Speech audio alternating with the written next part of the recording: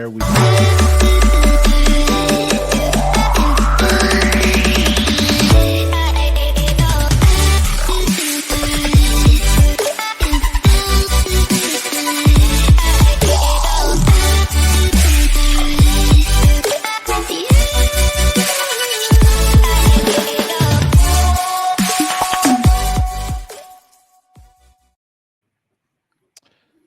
Talo Falava, that one's for you, Jay, from wherever you're tuning in. Yes, this is another digital kava session for the Polynesianized podcast. We welcome you today. A lot of football going around, a lot of discussions. Also, the NRL's going through. We'll talk a little bit about some rugby news and also some boxing that's just popped up. But before we do that, we'd like to welcome our co-hosts here, Maka and Mr. Aotearoa. Maka, how's things in your neck of the woods? And then Masi, catch us up on what's new in New Zealand. Right on. Nothing. Starting to cool down a little bit. Starting to get down to the nice weather. Like at least in the daytime, it went down from like we had quite a few 100 days down to 90s. Now it's in the 70s, but at night it's kind of 50s, kind of cooler. Okay, but, that's good for work. Working outside. But yeah, Utah, nothing really, other than what we've been talking about, just the sports scene, football's in town. So, nothing, high school football, college football, all that stuff. So, yeah, I was looking at the Provo game. I think they said that AccuWeather said it was 66 degrees. So that's perfect weather. Man, perfect weather to play some football, Oh, yeah, yeah. So no excuse awesome. there as far as the weather goes. Yes, sir. Mr. Aotearoa, what's up in your neck of the woods? It's a beautiful day here in Auckland, Manurewa, specifically where I stay. We're still in our kind of winter months, but we're at the tail end. But it's nice and starting to get to the spring here on our side of the world. But yeah, so far so good. It's our Sunday. But yeah, so far so good. I'm just looking at the side here. BYU scored another touchdown. Oh, return. So it's like 31-6. Oh, wow. Against Kansas State, number 13 in the nation. Money, Wow. It's a good day. It's a good day in the hope. Sabbath day here in New Zealand for people. There you go. Hey, Maria Cougars. Maro. Speaking of Utah, we just fight. We fight out here and stuff. We got a mixture of the Utah BYU fans. It's just funny. It's a nice little environment to be in. The back and forth, and I'm coming from the UCLA USC type deal, and then third party consultant. Yeah. Oh wow. Yeah. Hey.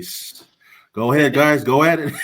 Yeah, I mean, how is it? Is it how is it? Everybody excited? Because I think when do we play Utah? Week 9. Week 9. Oh yeah. If BYU goes undefeated, Utah continues to win. That win against Oklahoma State, that could be a big deal, man. Yeah. And me being ignorant, like first time moving to Utah a few years ago, I just assumed like everyone in like Utah County was BYU fans. Everyone in Salt Lake was Utah fans, but I found out real fast, man. It's mixed. It doesn't matter. Yeah. Yeah. So makes it fun though, Yeah. How about you, Tua? How's Central Texas? How's the weather? How's the vibe? I went to I mean, I haven't been spending a lot. I've been so like in my own little world in my office. I work from home like 90% of the time. So I went to the store the other day and they're like, oh, it's nice and sunny. And I was like, oh, has it been like cloudy? It's like, oh yeah, it's been cloudy all day. But the weather's been good, man. It's been beautiful in the 90s for here. That's beautiful weather. Man. Pretty dry, but pretty good weather overall, man. I love Texas. It gets a little hot sometimes, but when winter comes, I'm like, don't see the white stuff falling from the sky. I'm just like, hey, look, Maka, it looks like Dendis says, what's up? What's up, man? So looks like he's one of your boys. Yeah. Is his name Dennis? Well, I didn't know if it was spelled like that. I thought it was just like Dennis, but this is the man, what's up, man? FBI's never gonna find him with that D in there, man. He's like, dang. Dennis, man, right on. What's up, Toko? Let's start with the first thing that I wanted to show, some interesting news, couple sports news that I wanted us just to kind of comment on before we get into some of the historical stuff. But look at this. I don't know if you guys know, but Argentina just beat South Africa, and they beat the All Blacks this year. So, I mean, is that they first? beat Australia. I mean, they beat everybody this year. Is that the first time they ever beat those teams ever? Or the All Blacks may have been the first time ever they beat them. Wow. And then now, I don't know if they've ever beat South Africa before, but definitely the first time to beat New Zealand and South Africa in the same year. Same year. Wow. And I'm sure I think I saw them smash the Wallabies. So this is interesting, man. This is the times are changing. You think they're getting better, or the team's getting worse, you think? Or they're just catching up, or what do you think? I was thinking that with the Wallabies and the All Blacks, but South Africa I thought was at a high level. So this to me is evidence that that's a good win. Argentina is the real deal, man. Wow. Like, they keep this up, maybe they might be a contender for the World Cup, man. Who knows? Man. Yeah, even man. If they don't, that's historical right there. Yeah, no, that's exciting news, man. I mean, that's another contender. You know, Nacho says it's a big deal. And hey, you know why? Maybe why they're doing it is because what's the name of the president of Argentina? He's making Argentina great again. Yeah. I forgot his name, but he's like a full-on anti-socialist and anti. Yeah. Xiana came in and cut like 40% of the federal government. Cut the government down. Like, just cut it. Like, imagine if like a U.S. president just said, Department of Education, cut. Done. Department of blah, blah, blah, cut. He just let them all go, man. Like, Xiana, you don't mess around. Wow. Yeah. Hey, maybe. Yeah. I mean, that's definitely interesting times. Well, and I was just thinking that it's good for rugby overall. That's like a team like Argentina becomes competitive. Yeah. For sure. Man. Yes. So shout out to all the Argentinians. Yeah. Argentina's having a party, and with all the savings with their new president, maybe it's a national party. Man. Man.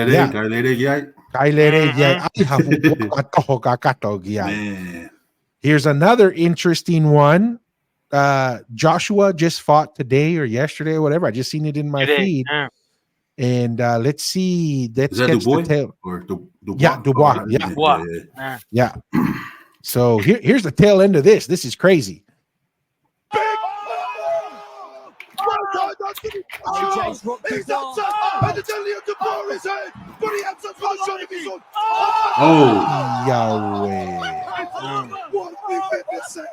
What are we witnessing? Anthony Joshua is down. He's not going to beat the count. No. He is all over. He's knocked out. Anthony Joshua has been knocked out after hurting Daniel Dubois. I'm in shock right now. What's crazy is he hurt the guy. Yeah. Dubois was like all wobbly. He was coming in. It was like the Mexican champion that came through the destroyer. Diaz or Andy Ruiz. No. Andy Ruiz. Ruiz. Yeah. You know, where he like got him hurt and then just tried to finish Andy, and Andy's finished him. You know, I mean, went multiple rounds, but this one, Dubois was wobbling, going backwards. AJ came for the kill and got killed. Yeah. You can see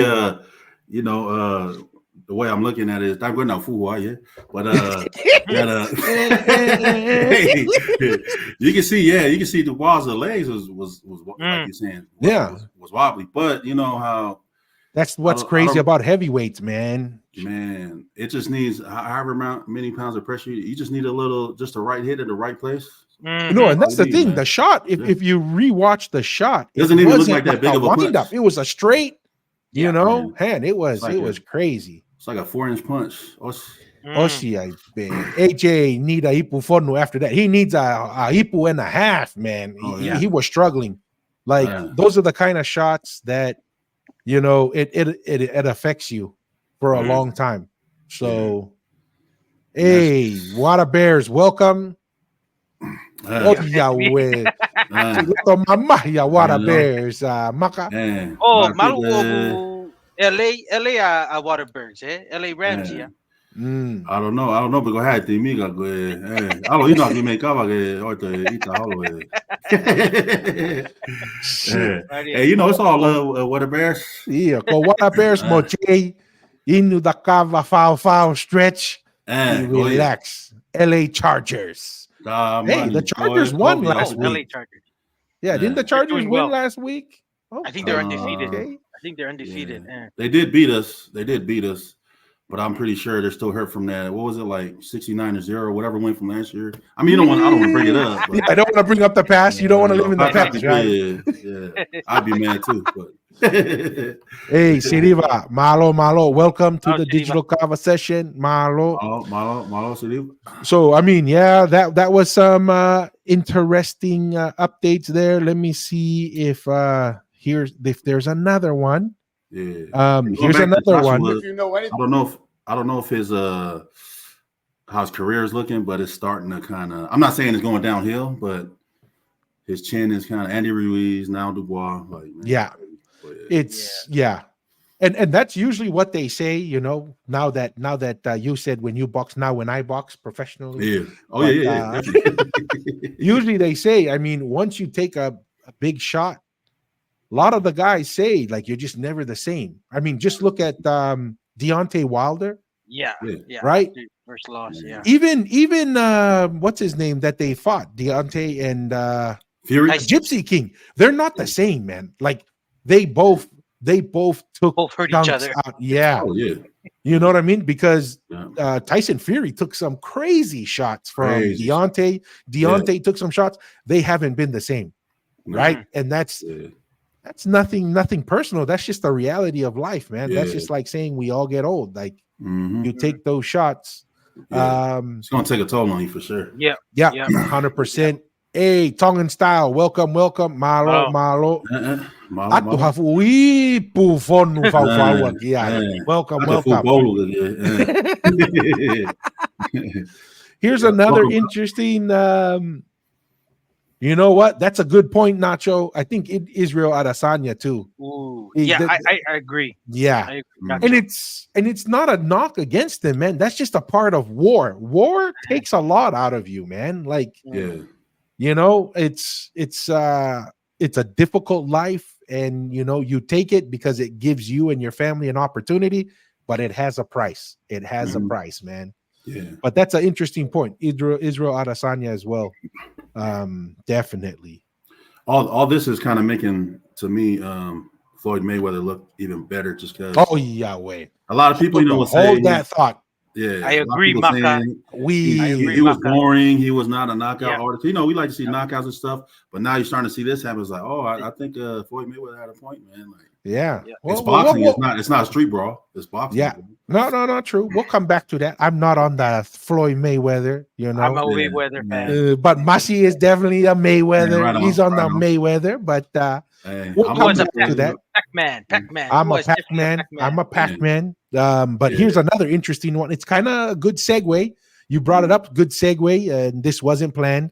Masi and Maka don't know the schedule. It's just the spirit guiding them. So this one is interesting. Not surprised, but interesting. Listen to Uncle Dana here. Oh, I'm clicking on the wrong one. Thing about me, and you go back and look at anything that I ever said, I never say anything that I don't do, ever. I've never said that. And we've been kicking the whole boxing thing around for a long time. You've never heard me commit and say, I'm in. Uh-oh. What does that mean? That means UFC is going to have a boxing promotion deal. So UFC is looks like UFC is going to get into the boxing game. Really? Yeah. What are the thoughts on that? What's kind of the thoughts on that? I think it's needed. I think it's needed because those what the WBC, IBO, and the WBO and the IBF, those are kind of big boxing legacy type. Legacy.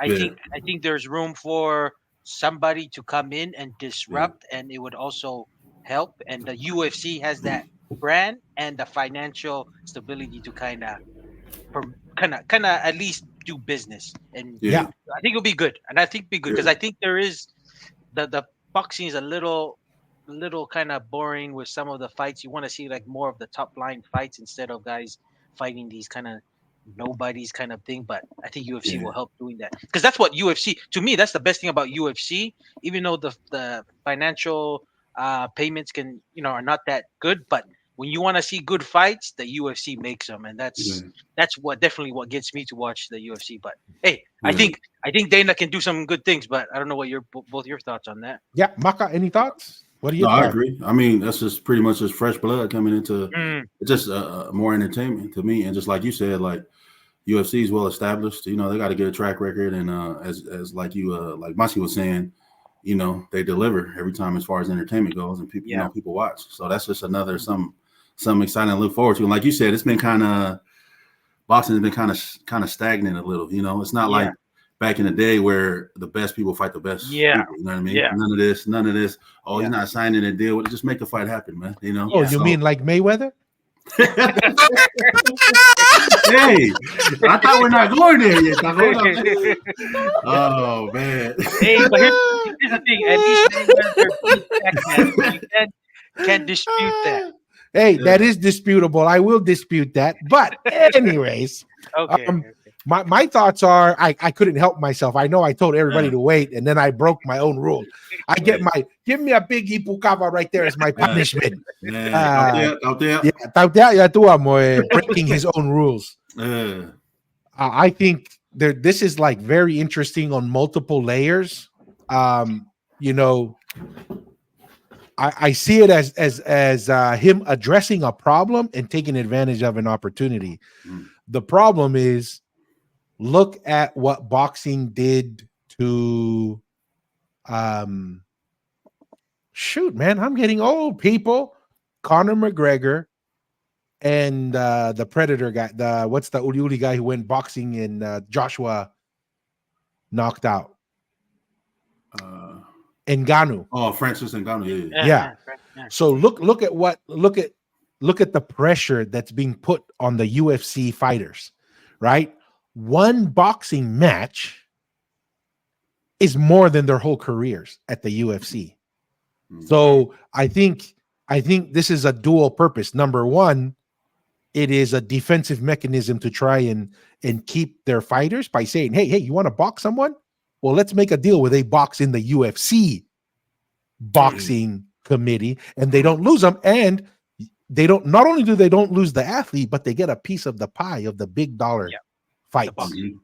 Right. So that it helps keep the talent in there. And UFC is a business. Businesses always expand into new markets. So this is a in many ways a brilliant move business wise, right? Because it helps defend your current territory and then also springboards you into new environments. So I think this is a great business move by Dana, because I think he can resolve that now. If these guys want to fight and go into boxing, interesting. I don't know. That's what came to my mind kind of listening to it. It's like, why would he do that? And then I thinking about it, it's like, that makes sense. I just hope what's going on now doesn't fall into what UFC is trying to do, meaning like, how, for example, for a long time, what's his name? They try to make, the Spence and Crawford fight happen, but because of the rival companies and the contracts, and weren't agreeing on certain things, like, for example, like I know UFC could be ready. I hope they don't, meaning like the delay between fights. I hope they don't take long to agree on something and just make it happen and make, But it's still, either way, it's still exciting that now you got this other entity coming in and be like, oh yeah, it's more entertainment for sure. Yeah, no, that's going to be interesting, especially for these crossover fights, right? Yeah. But no, that's a good point. I mean, it's going to be interesting. I mean, dude, if they're able to be successful, that will be. That's good for Dana. Oh my goodness, is this for real, George? Hey, George, welcome.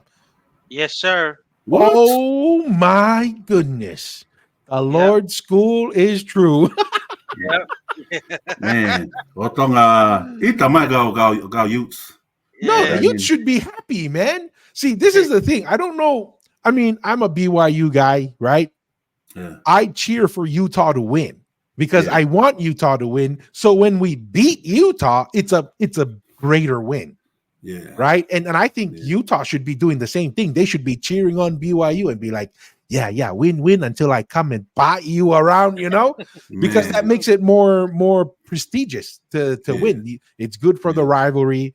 It's good for TV because if they both do really well, College Game Day might show up to the BYU game, and that would be BYU Utah game. I mean, this is That's a good point. That's a good point, but I think it's just subjective because you got those fans who they don't care no matter what. Yeah, true. You know what I mean?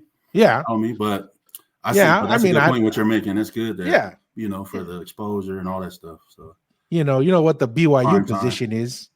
There are no Utah fans. There's just people who like BYU and people who hate BYU. And if you hate BYU, you're a Utah fan. It's not that you love Utah. You just hate BYU. I don't know. That's just me. That's a crazy score, man. Yeah, it's third quarter. So yeah. Oh, according to George, he thinks Utah just got lucky. I mean, it was a close game, right, Masi? Yeah. There's only 4 quarters. Has there been a time it's been more quarters than that, George? Oh, Yahweh. Oh, Yahweh. Oh, man. Yeah, George was pretty rough on our last short video where we talked about George Smith being the greatest flanker. Yeah, George Fifita here wasn't buying any of that.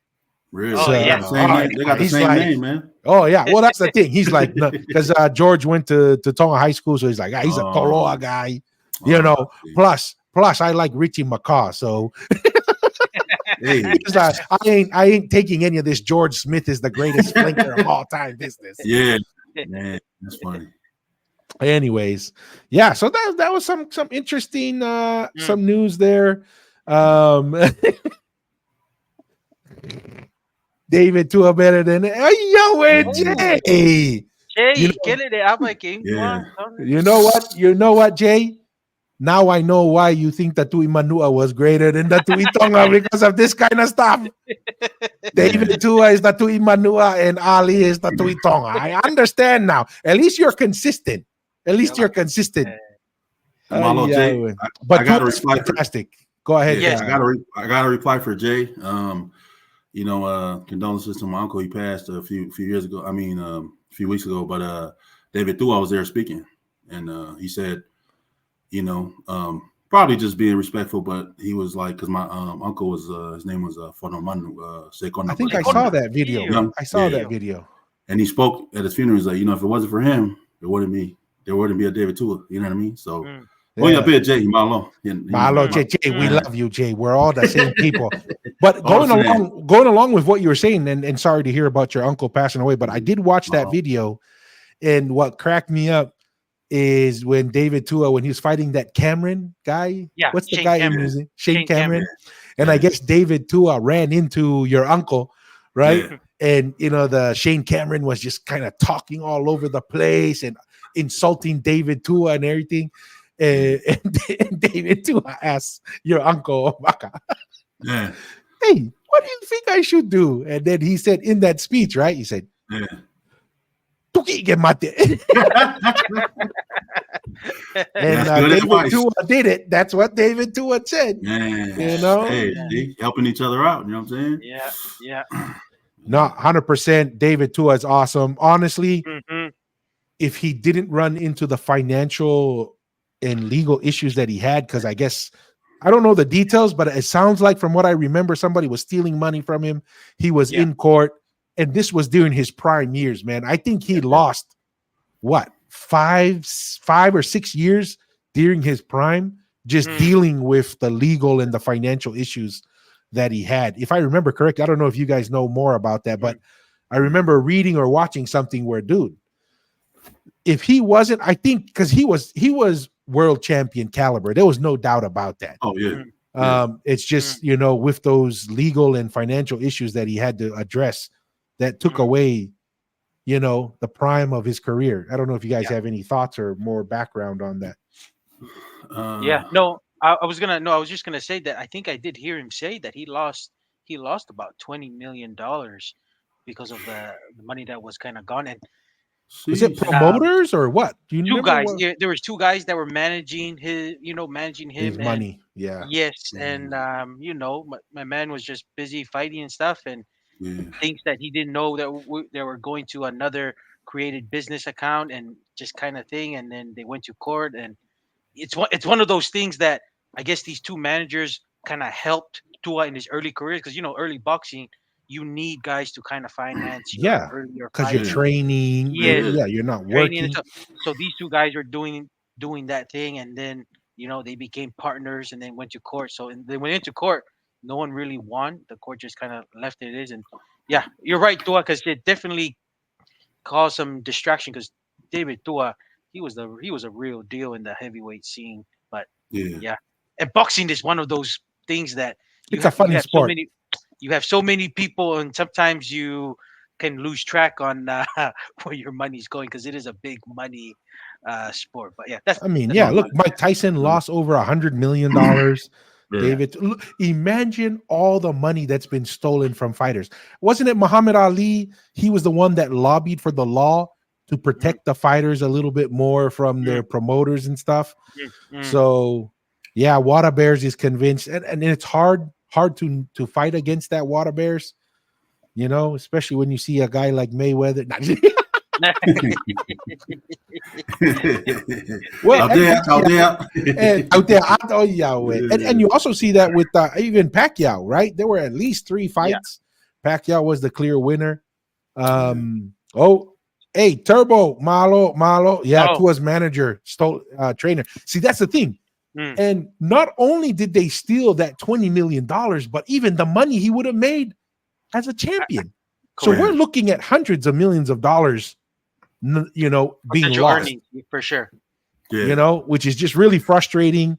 And look, Nacho here is a Richie McCaw. Nacho, I agree. He's the greatest lawbreaker of all time. I have never seen a guy be offside, hands in the ruck more. I mean, I'm still hurt. This guy would make me so frustrated. Like Richie McCaw is like, I used to be like, why is he on the All Blacks? It wasn't until one of my flights on Air New Zealand that I watched a documentary. And I finally understood why Richie McCaw, and I now agree why he's a great player. Because he's not the fastest, he's not the strongest. You know what this guy's superpower is? From what I watched this thing, he gives 100%. Like he is 100%. He gives, and that's a skill. Not everybody can empty the tank. It's actually a skill that you're born with, and you can develop, where you can just give everything in the tank, right? And Richie McCaw was like that, man. Like training, fitness. He had a good motor. He got that motor. And he could empty the entire motor, right? Like you could have a good motor, but you're always holding yourself back. Richie McCaw, from watching that documentary, that's what made that guy special. And when you're playing next to a guy that you're seeing every day at training, every game, he is just giving everything he got. Dude, all of a sudden the guy who is only 70-80% production is at 100. He's a multiplier. Now everybody's multiplying, and I will at least concede that to him. I don't know too much about rugby. I don't know too much about rugby, but like Richie McCaw versus like Michael Jones, or I don't know, like what do you guys think about that? Different position or same position? You guys know Michael Jones? Yes, Michael Jones. He's flanker. He's one of the known All Black. Yeah. I would say, if I were to say who was to my top 2, Michael Jones and George Smith. I value impact on the game more than stats. And so if you go off of stats and other things, the only stat that no one can touch George Smith on is, if you probably look at his Turnover. poaches, turnovers he causes per game, probably untouchable. You go to other stats like tackles and meters made, you'll have other guys. But I look at, George Smith, he changed the rule book. When they have to change, it's like Stockton and Malone. You could have other duos that do way more. But when you change the pick and roll rules 2 times just to stop 2 guys from the pick and roll, I'm like, dude, that is what you call changing the game, because they literally changed the game to try and stop you, That's a good explanation right there. So, oh yeah, weche. Oh yeah, weche. She loto mama ya che. So I should read it out. I'm going to read it out more because we do upload this onto our audio only thing. So I want to read it. So Jay says, Tua's trainer stole his money, and guess where his trainer's from? Tonga, bloody greedy. This is what I have to say. These Tongans. He's probably the most fairest and whitest Tongan I've ever seen. Man. If that's the trainer that I'm thinking about, it's like, man, he's the whitest Tongan I've ever seen. Is his last name Smith?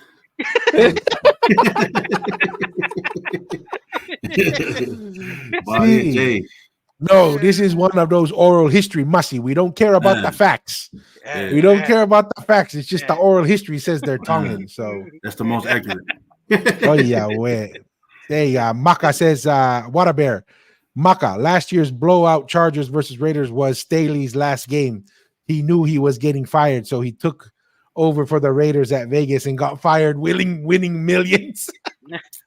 Hey, can't argue with him, Hey, you know how we say in the Faikawa, don't explain your life. you know what they say, the Kauyate guys, eh? Okay, she pehe mai now ta eva he go have it.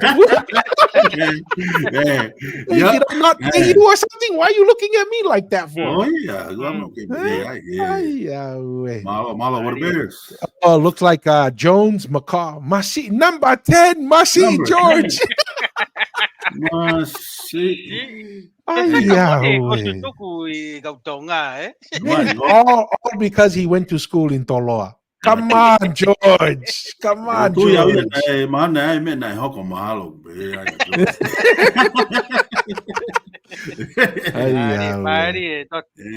Hey, Tuilangi beats all of them. Is this boxing? Are we still talking about boxing? Or no, he's talking about the breakaway. I don't think any of the Tuilangi brothers were a flanker. You got Henry, who was the number 8, right? And then Alessandra, who was the winger. And then the other one, Manu, who played for England, was an inside center or outside center. So, Masi Jay, at least stay on topic, brother. Come on. No, Jay talking about the Tuilangi from the soccer team.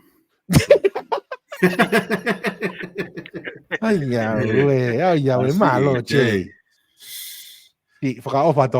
George has no love for Toloa. George,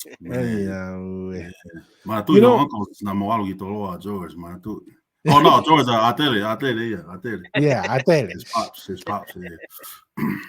So I have an interesting video that I thought would be a kind of a good prime. We want to talk about the Tongans in Fiji, right? Maka, and walk through that and talk through that a little bit.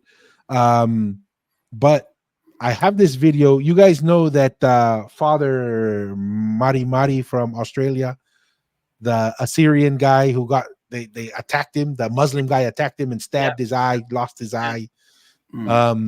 He tells an interesting story about Arnold Palmer going to, like, I want to say the Saudi Arabia maybe, and having a conversation with these guys and just kind of talk about, you know, the difference of perspective. And when people have a conversation and your perspective and how you view the world has a huge impact on how you understand conversation.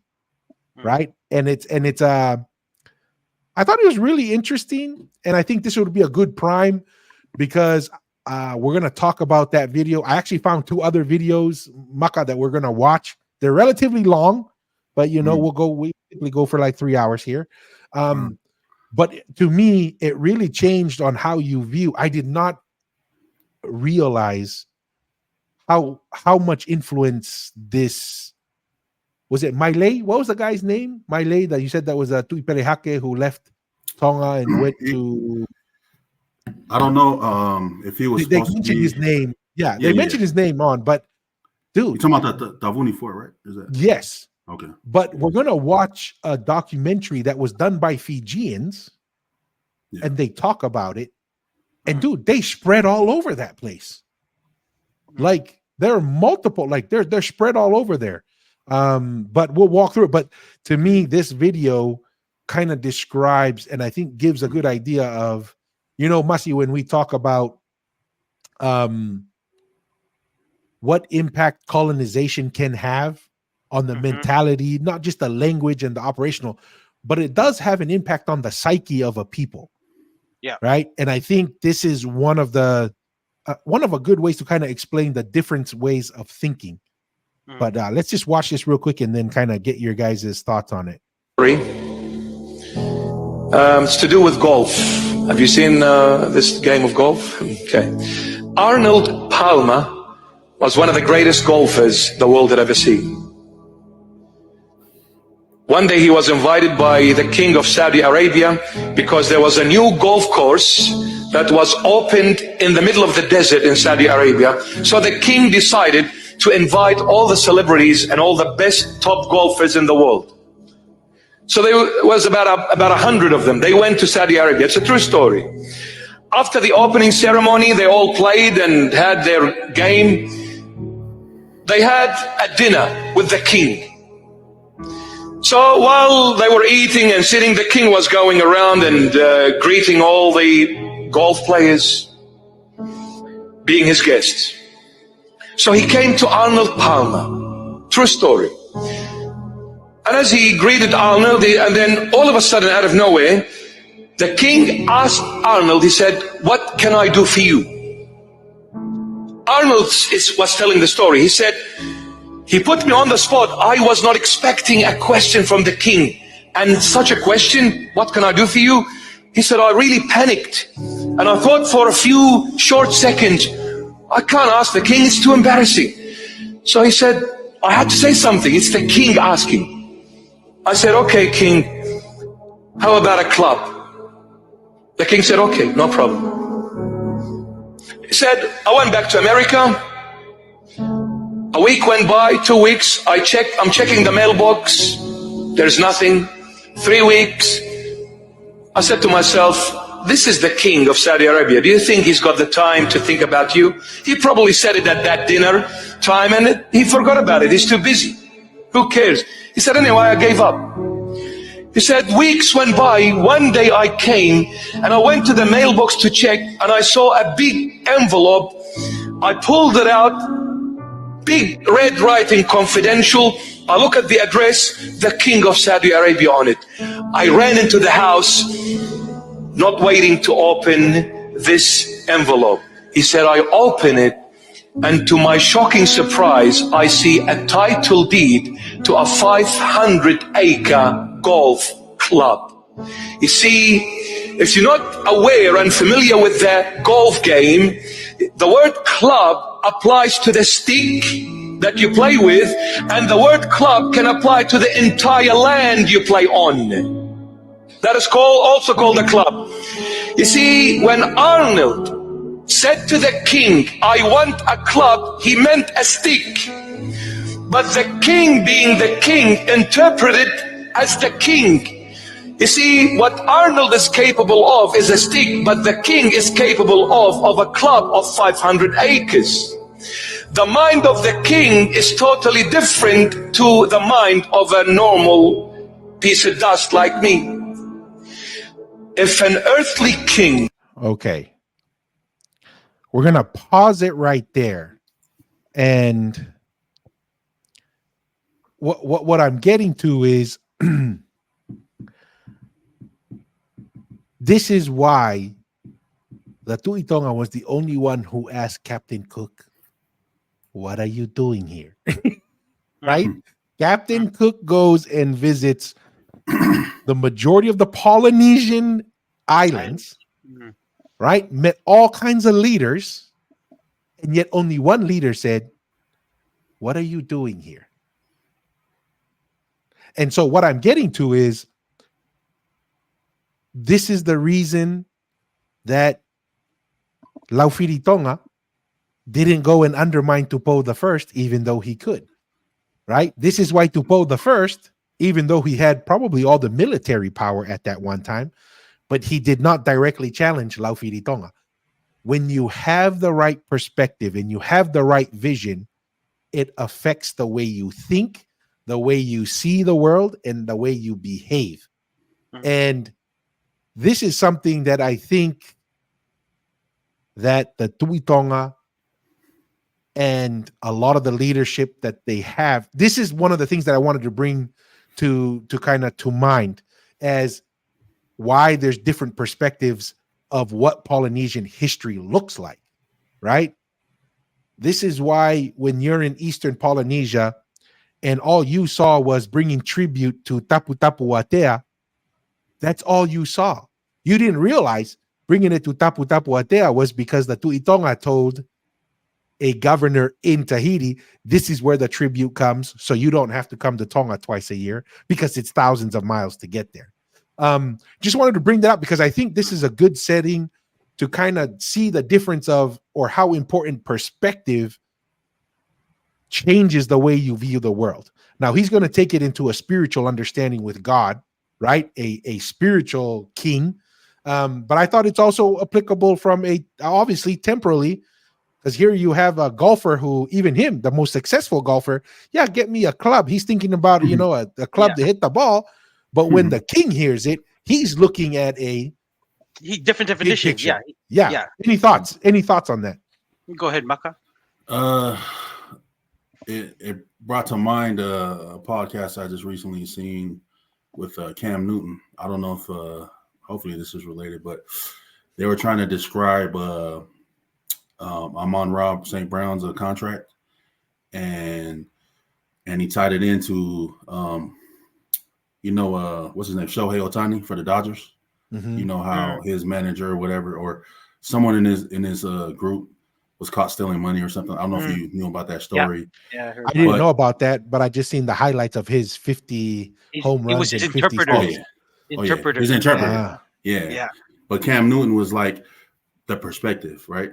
I'm talking about the perspective part. He was for some reason that just came to mind while we were watching, but he said, broke people, they're gonna be like, how could he not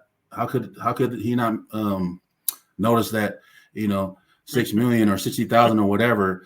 But missing. Cam Newton's like, for example, from missing, right? From us though, if you're making for example, Amon-Ra St. Brown's contract is like 120 million with taxes and stuff is probably like 30 million per year, and he cut that down. Pretty much when you cut it down, it'll be like for the next 4 years, 17 weeks, it'll be about $932,000. But if you're getting $60,000 off of that $932,000 being stolen, you're not going to notice it. I promise you that. But the broke people, he was like, that's why I'm telling the broke people, like, sorry to cut you guys out. You don't understand. But I'm talking about that's the perspective part. It's a different level. It just brought that to mind. So like Arnold Palmer's thinking like this, and then the king is like, the scale. Club? Okay, yeah. So I don't know. That just brought the mind there. Exactly. It's the same thing. It's a different perspective. No, I just go back to the concept of the Kauhala Uta and the Kauhala Lalo.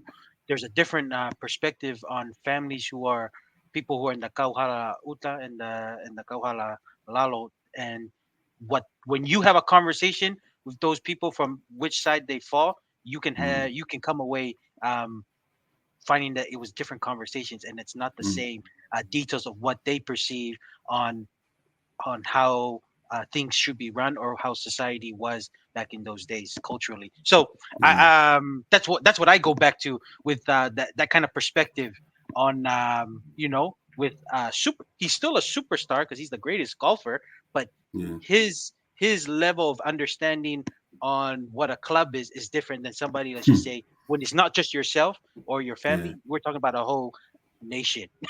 What the king of Saudi Arabia was interpreting. So it just goes back with the kauhala uta and kauhala lalo concept when it depends on who you go and what your answer will be. Yeah. Your question. So Yeah. yeah, that's my No, thought. 100%. And I think one of the things I took from this is, you know, you can be right from your perspective, but wrong from another one, right? So when we're, you know, we do get a little bit of criticism, which is fine. We knew we would get some criticism out there, right? But we can, I guess it's expected. And what I'm trying to say is their perspective is what gives them that conclusion. And what we're trying to do is bring another perspective that hopefully can change and give more visibility. You know, just like this, like Tonga, and we've mentioned this before, Tonga's ability to survive as a nation should not just be something that Tonga alone has claim on. That's all of Polynesia from my perspective, right? All of Polynesia should be celebrating that, you know, because we take the position Polynesia was one nation, and the fact that a portion of our nation survived, I don't know any other major civilization that can say that, right? That we can, and we should have that gratitude that God helped that nation have a portion survive, and there's hope of us being unified under it because we are one, and we can take that as a building point to kind of unify all of our Polynesian brothers and sisters wherever they are. But that doesn't mean we need to be shy about saying what we think is the truth. But yeah, that was just kind of wanted to bring that up. Any other comments or thoughts on that before we go into the videos of the fort in Fiji? I'm good. So I had a question, not to prolong our no, you're good. You're good, Buck. But this is for you, Jay. You know, if it's gonna help you feel a little better. But hypothetical, right? You know, we all know we stand where we stand, right? As far as like what you stand on, as far as like the civilization and everything, Tongan being, you know, so-called capital, whatever. But let's just say hypothetically, right?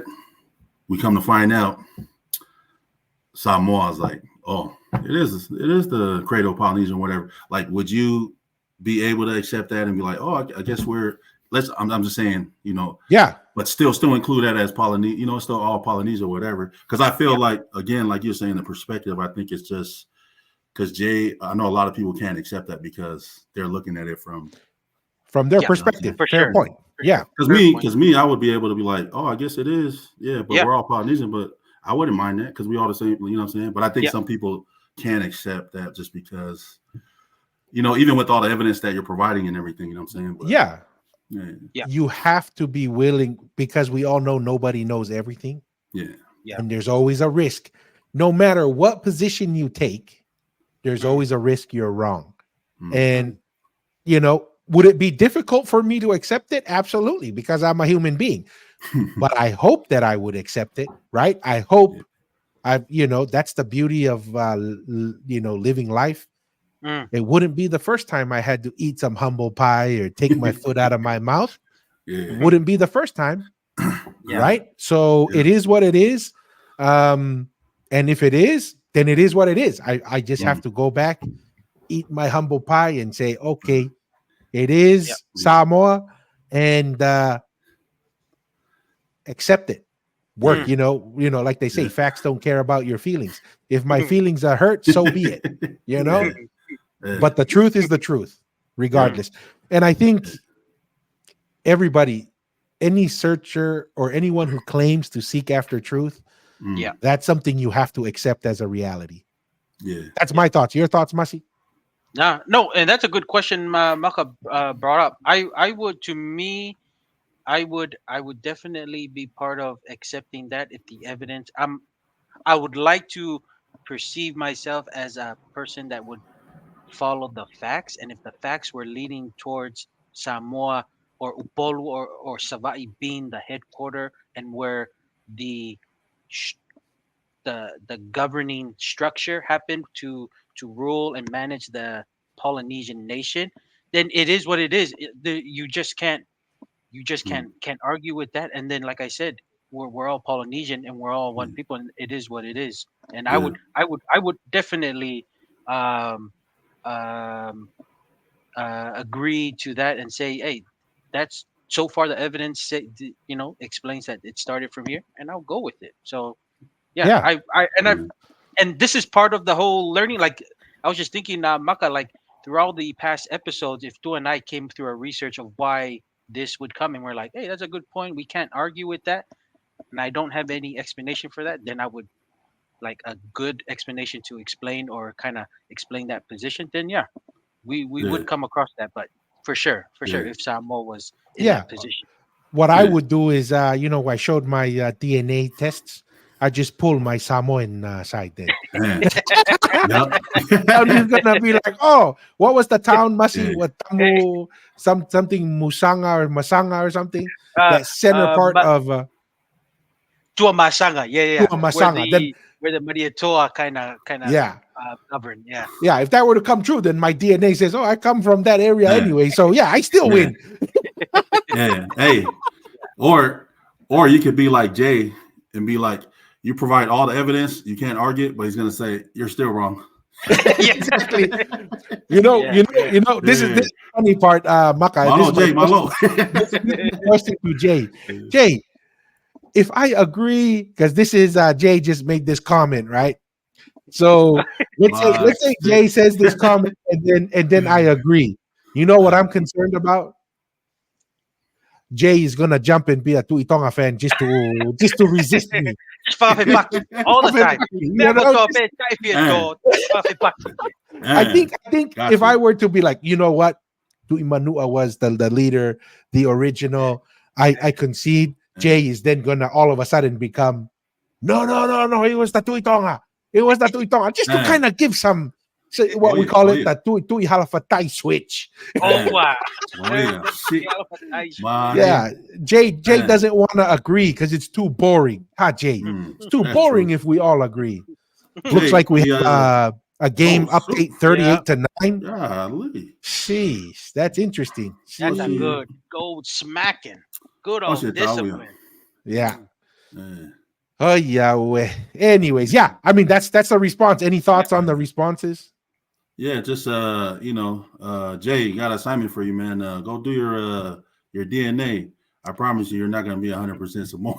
No, and you know what's funny? That there was I watched a Samoan girl on TikTok, right?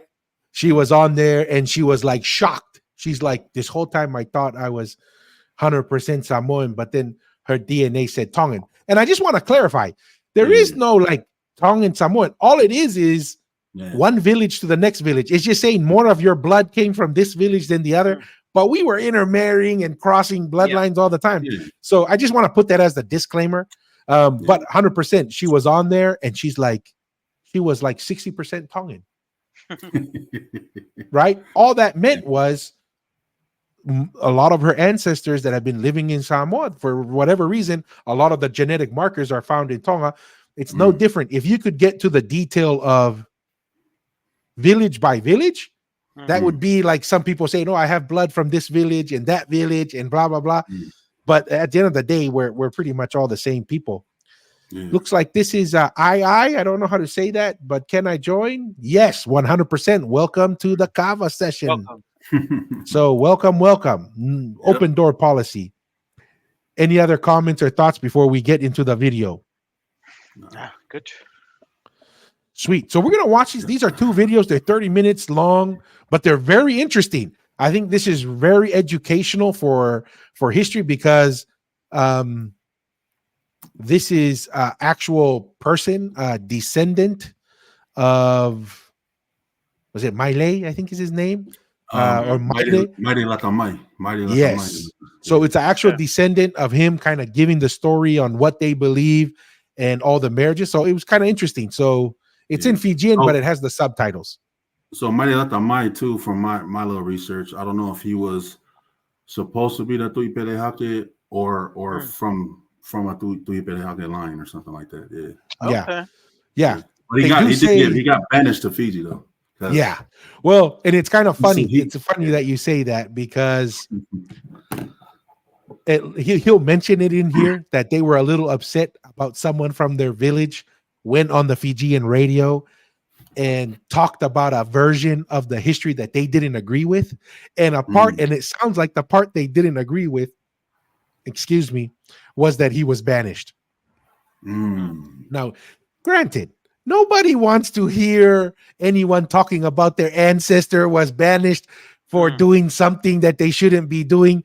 That's regardless, right? I mean, there's a high probability that if you, and they call him a prince, so they do say that he was a Tongan prince, so he was obviously someone of royalty.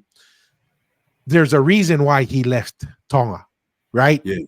Whether it was because he had a little too fun with someone, with a lady that was influential in Tonga, very possible, or something similar to Ma'afu, right? There was some political strife going on, and there was a decision made, hey, to keep the peace on Tonga Tapu, you have to go. Who knows? But it's very possible that that's the reason why he left was he got a little too friendly with some people he shouldn't have been friendly with. But yeah, it's interesting. Yeah. Let's get the video here going, and then whenever you guys want to pause and talk some, just kind of give me a heads up. All right. Get into it. E non due non balabsara ni imbera ni ratanto mana valangi kiviti e randau vela kovi o ira non tangase ke ira na kanda mai Samoa ke Tonga na kene buendirindina era setu na veyada ke na bebekani na vesa viti kara ibaritaki ni bebekani ngori na non dai talno ni kua e na vaya tio tu te kino vikanda e so na isema vakango. En dan rungoda kasarava na ilolako mai Tonga matinisinga kinandua na yasay nanrunga en ra ke vitilevu. E ruotiko na iwaswasi ni talonongo na kene kuri en angay runguditiko en amadaw gatumay. Ia menda sa ating wale saramanda kinambatini uduway may nasingatoka kinakoro o naroro. Ningone mai mbimbi kinatorango maile lata mai ko ya sinindo singani aviamuri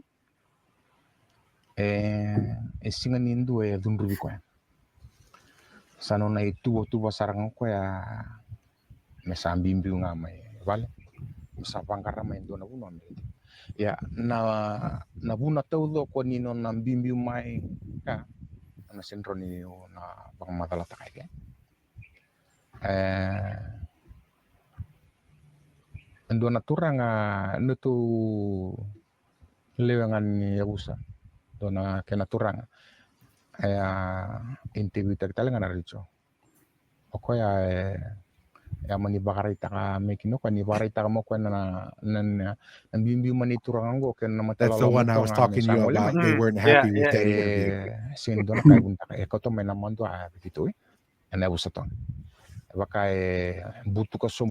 He may have been telling the truth, but sometimes people don't like the truth. I don't know. Yeah. Well, the thing is, I was thinking too. This guy, matai, Tonga, dude, like it's, you can tell just by looking at the tone of the body build and the skin. The physical traits. Yeah, that's a Polynesian look, not a Melanesian look. For sure. Right. So yeah. Umusaranga na ni mami mbu na siniraw ni na more comfortable with this one. Talno takin na mekilaw bitirarang pamulitan ni ngundo na tukutuku dodon meko maro ya kakaron.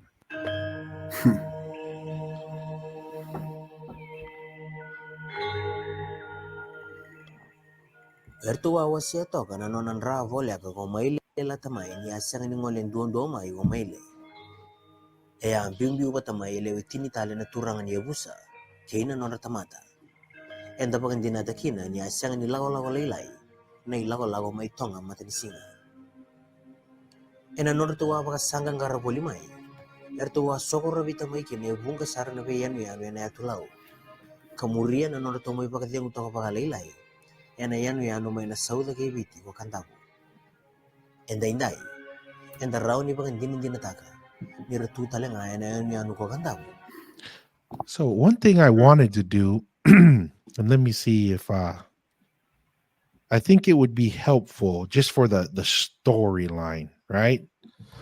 So just so that everybody can kind of keep track of this. This is Kadavu right here. Okay. So this is the Lao group, right? Obviously coming from Tonga. Excuse me, from the east. Quick question to it. And is it? I didn't see them specifically say. Are they from Tongatapu? I'm assuming from Tongatapu. If it's a person of high rank. Yeah. Or I mean, is if it it's person related of- to the Tuipelihake, then it's definitely from Tongatapu. Okay. from Tongatapu. So this is Kadavu right here. So they leave, so they go past. I think it's interesting.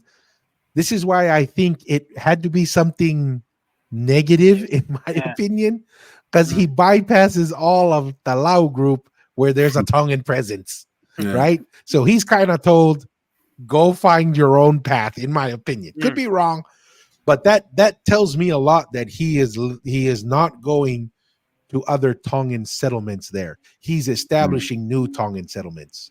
Is kind of interesting, but this is the first area. So they come to Kadavu right there. So just kind of, just for reference. And then there's Tongans there. So that's why there's Tongans in that area. Bunga saranan ra pa Tonga matanisinga. Kasi mbong bula to ka veira to na nona kawa maile. So na kena itala no makawa. E tipo talaga ika dona tombo ni Sicily nando ni raw may Sicily to kina raw bungo bata kina dona ngona leon kan. Nimbiu mai nambara bige na sauda. Sa te bun romo talanga ni kena baka nana no tagi ko Tonga matanisinga. Kanisa voto mama na bola ka saratuna. Ayan yan no bitilin. Yer to bang din taga na kana. Ni mat ini yan melomana na turang go me pag itigo kina bagan duo. Ataraki na indona no vale. Sai ko na yan turang o seru. Pana tanian ya o seru. Ni nangonor to sa kelikin na may seru wakatalangan kinor to kela mi kandap. So real quick, so they go from Kadavu to excuse me, Serua. So just for reference, I just pulled it up, right? And there's Serua. So it's just south of that main island. Yeah. So right here. So it's a small little island right next to the main island of Fiji. So just for reference. So I think that's Kadavu right there. Yeah. Right. So they come from Tonga, go here, then they come to this small island right here, Serua Island. Just right off the coast, huh? Yeah, just right off the coast. So I think it's good just to kind of see how this travel, and then we'll get to the other parts. But I thought this is just kind of helpful to bring that up. Yeah. Ni kele talai sona matalola mera panggarban gua patakir nang onenda merlakoi wai. Sakto sara menelawla. Rambutian na kenapa. Erna sa sumbra. Mayat paling Serua. Pengen ya to kinendenda na rabato ngarato kay Serua. Toka may na Corondeumba. Toka may lakota sara ng barada may adan. So real quick, Sigatoka that they're talking about right there, which I drove by many times on my way in Fiji going from Nandi to Suva. So that's right there. This area right here. I have no idea about this history here, huh? Yeah, no, that's what I'm saying. Like I thought this video, I found this video. What was that? Which area do are you showing it on the thing? Because I only see the video. I thought you were. Oh shoot, my bad. So this is Sigatoka right here, Masi. And have you ever driven to Nandi? To Suva from Nandi. So there's Nandi right there, right? There you go to the major airport. Yeah. So we'd catch the bus or we drove, and then you drive right by Sigatoka right there, cross the bridge and come because Suva is over here to the right, right there. So, but yeah, so they come from Serua, so and then they come over here. So they this go is where through a they're river. Yeah. yeah, they're going up the river. It's the largest river, I think, that cuts through Fiji, and then that's where the fort is, right there. So on the eastern shore, relatively close to the ocean. Yeah. So, and then here they're going to mention this, right? This is actually used to be Kolotonga. They're going to mention that there, and then if you go up north a little bit, you see Tonga.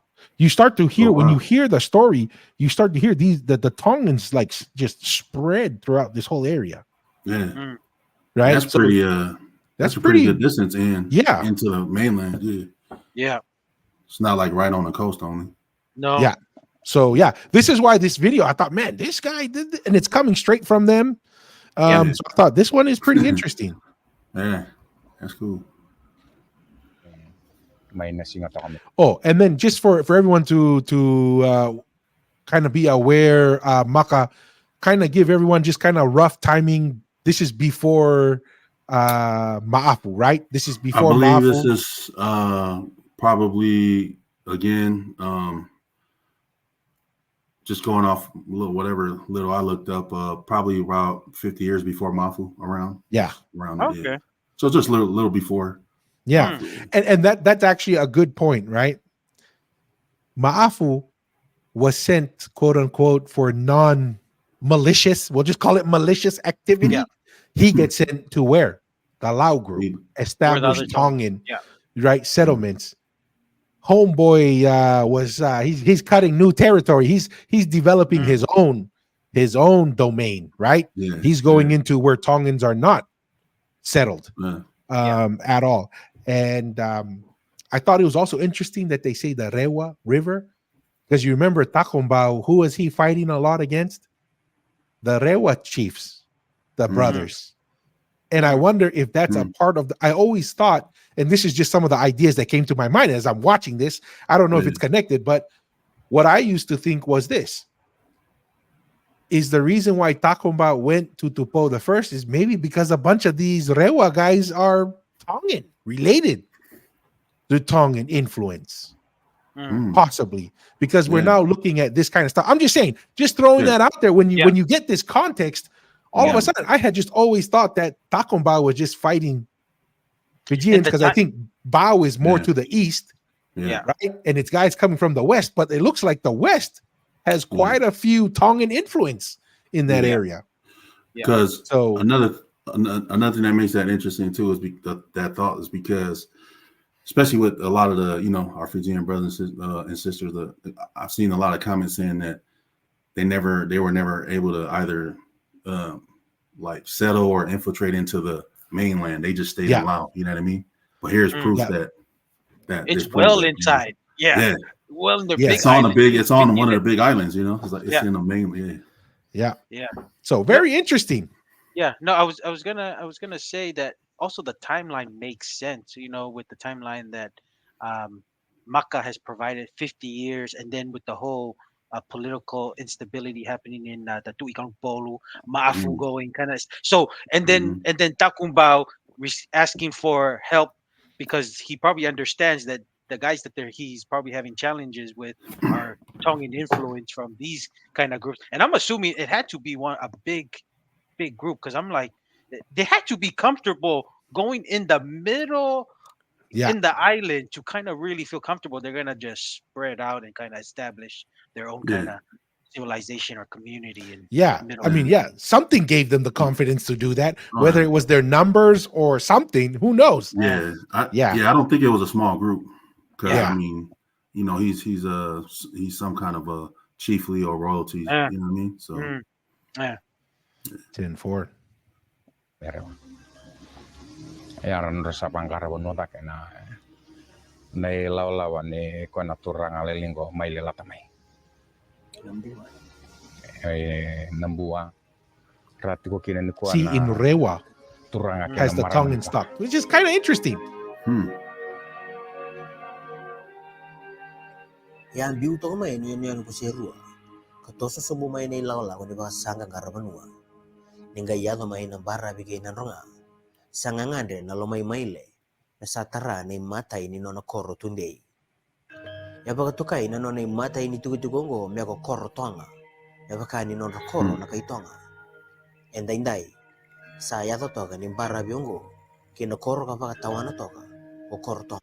So that's the Korotongo that we were talking about earlier. Right? So the name changed a little bit. So they go basically from Serua and then they go to, where is that? Right here. Right there. So there's a settlement. I mean, they're basically creating settlements everywhere they stop. Right? They stop on Karavu, settlement there. They go to Serua Island, their first area on Korotonga, right? And they're everywhere they're going, they're just establishing little settlements as they go along. Yeah. And those names, correlate that, like that's like proof right there. Yeah. Yeah.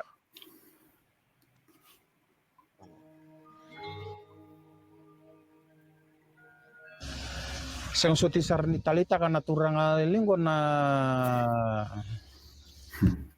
tartar ni bali. Mani basura ko kaya na pale tarto kaya. I didn't quite understand that statement. I wonder what you guys thought that meant, because he says dislike of house constructions caused his group to fragment. Is that saying like literal houses, or is he talking about the structure of like houses of families? Like the families led to fragmentation, so he started sending people. I don't know. That I didn't quite understand what that statement was really about, because I'm assuming that just because you didn't like how people's houses were built, that you would fragment your group. Yeah, there has to be deeper than that. Yeah, I don't know. I don't know.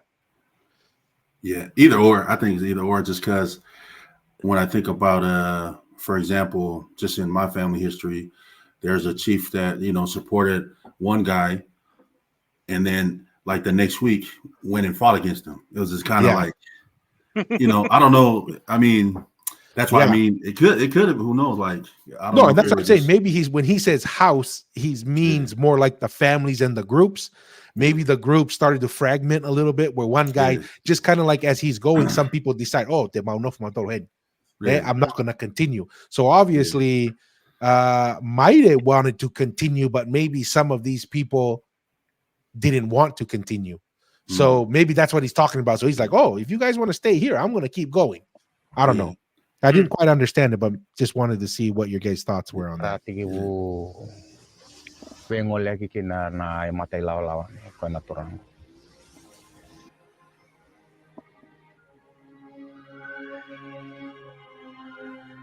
Sa ikoyongo na buna era bang bauta kina nakaway maile era sa tigo inday ni rabo soto toka kina na tolo ni wili wain singo toka uira era bebe kanindi na bangan ra era to bang bauta pakakina ni bunga era may pakatawa talanga ibida na koro era barra biki nanronga kapakakina sona yabusa era koro tura nga godubo. Nadroga Coast. I don't know where that is. Let's see if we can kind of see. In the Kuvu village. Yeah. Oh, I see Kuvu right there, just right, kind of up. Oh, right there, there. So they're saying that some of the so it looks like Maide wants to go up here, but then over here they start fragmenting. Maybe some of them, maybe they don't want to go upriver. Some of them just want to stay by the coast because it's easier for going back to Tonga or other places. Interesting. Yeah. Trying to see if that Nadroga, wonder where that is. It's got to be around maybe just this coastal area, right? Because they said that the Kuvu, Nadroga coast in Kuvu. Interesting. Yeah. All right. It's kind of cool to look at the map. I thought it'd be helpful. We're seeing where these guys are all spreading. I mean, we're looking like, look at this. I mean, if we zoom out here, it is, from here, Kadavu, there's Tongans there. You come in over here, spreading all throughout the coast here, right? All through here, this island and on this coast, and then going upriver eventually. Yeah. So, like you said, this was not two guys with a pickup truck just digging and stuff. This must have been a pretty serious group coming over. Yeah. See, Nandi. Oh, shoot. My bad. See, they say even spread into areas in the Nandi region. Okay. Right? So this is significant. Let's go back here. That's a long way from there. Dude, that's all the way up over here. Yeah. Wow. You know, and maybe Lautoka right here. Is that it possibly up there because the Lao name? I don't know. I mean, now all of a sudden the different names are kind of interesting now. Yeah.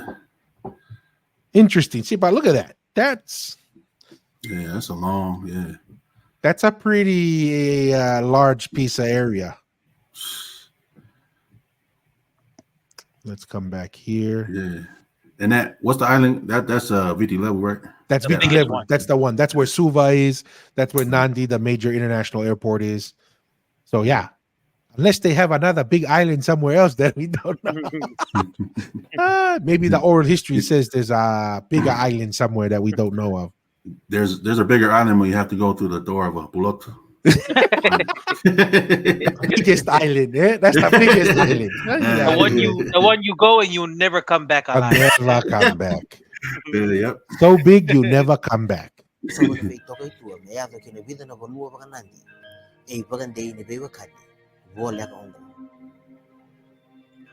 Era sati ko kinan ni kuan na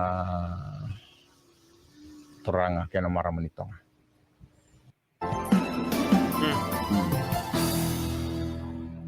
Ando na buno alay bakit ko tikana torango may waktu kay to kamyata no mahib. Ni roti to kambia kay ya tiniti ko na kilomita may na taon ni singatoka.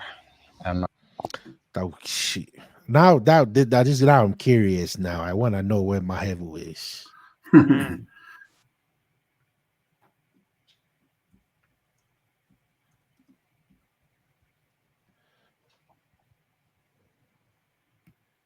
What? There's maybe I wonder if it's maybe not a town.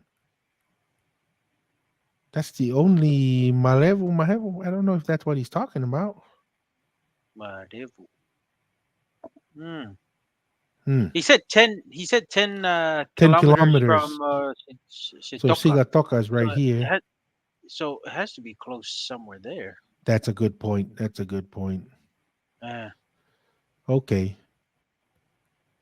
But I don't know. Maybe it's just a small little settlement. Yeah. And it could have been an old settlement that no longer is there. So, okay. Good catch, Masi. I was all looking all the way up in Pulotu and you brought me back. Hey, Shana, only 10 kilometers, not 10,000 kilometers. Up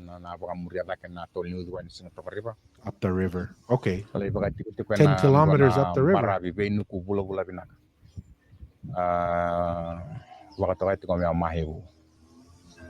Na bonoya gaile wakawati kina me wakawata kina matai ni maramani bitina turango yana toko abu nararawai ni kwani toko orto se toka na tani udiwai na sana baka na Valley Road na voleka na Cornanduri tokin orto yabu. I thought that was kind of interesting, right? Mounds. Wherever the Tongans go, they build mounds. That's just what we do, right? Polynesian culture, it's build mounds. And there's a whole civilization that dots the entire earth. And what do? They build mounds. So just kind of showing like this was just standard operating procedures. You go anywhere, you build your civilization, your spread of land. What do? You build mounds. Kana Cornanduri tokin orto yabu ngono go sarto bakit ko na corona rata na yasani tani udiwai na unitukin na Tabuni Hill na corona rata ngon sala na kabana sauro bawat takin na marama amanin dua sarakin na luwen na manibakat ko kumiyata na Andy Salut. Thought the name was interesting, Tupo. Yeah. Right? So obviously from the Tuikano Kupolu lines, the Tupo name and Tupo the first. So interesting. I mean, you're definitely saying when you have those kinds of names, he ain't Joe Schmo back on Tongatapu. He's obviously someone of influence, and he's kind of revealing his family lines with that name for his daughter.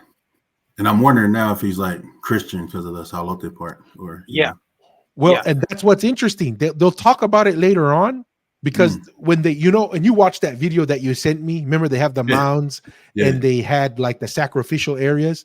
Mm-hmm. I think in this video they say that the oral history says that the Tongans that were there were already believing in Christianity.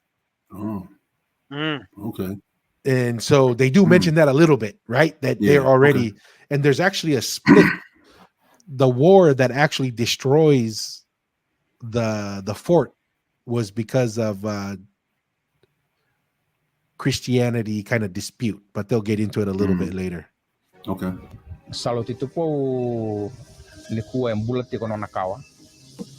Kara baka tiko niku en nakoro naroro tok rango. Naroro. Let's look that one up. Naroro.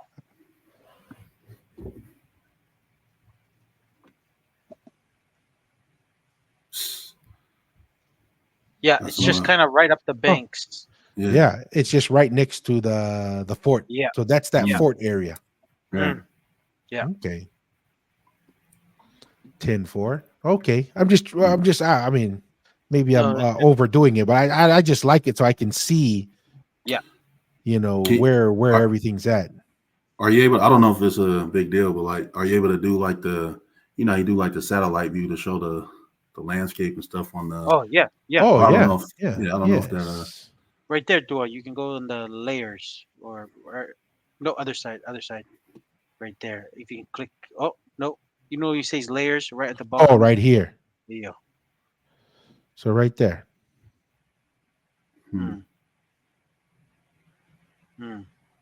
It's going up that we don't. river. And Yeah. We don't see Marevu, but they say it's close by. Right next to this. Yeah. So that would be roughly 10 kilometers because he says 10 kilometers up the river. So maybe something like that. So there's the sand dunes that the Fijian rugby team runs on a lot. Okay.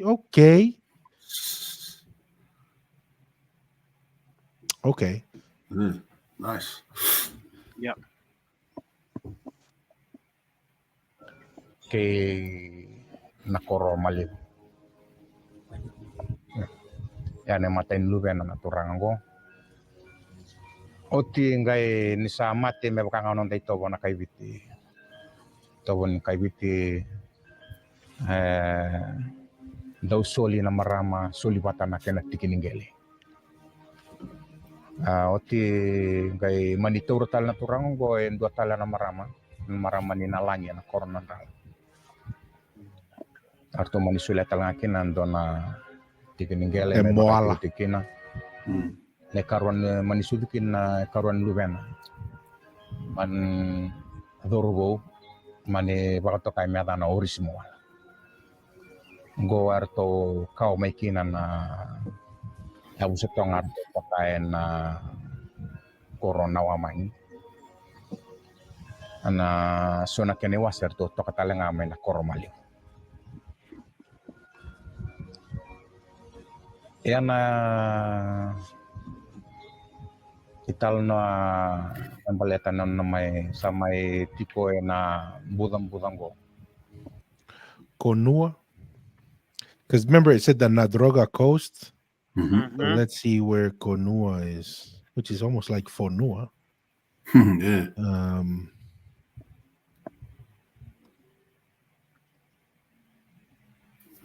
Konua. Oh, that's even up north. So there's Konua right there. So it's up further up the river. Up even more. It's up here. So look at this. So what we're saying right now is up to Nandi. Look up the river here. Who knows how far up there? But dude, that's a significant portion of the island right there. Yeah. Okay. Silky eye. Not just Lao. Not just Lao. Not just Lao after all, right? Yeah. Ena tikina donua. Ena sana nanronga na bosa na kawa ni ko ena turanga go mailala tamai. Ko kada buti ko mai na mata wale wakatu tonga. Kami baka usa baka mata takau tini ni tobo ni bonwongo obiti ni sanda usoli si sabakan dulu donon rangone lewa me baka watakan dona turang da usoli baka tu kena tikin kaya to usoli akina ma turangan ni nalangi may na kornan rala dua na tikin ngeli usar to baka tiku may kina may na korte may na budon may na korna umay kauta sombu may meado sara may na korna roro bulia so may na udi wa ngono singatore meado may na korna roro kay tako so na be toka itungo me sireni There's that koro.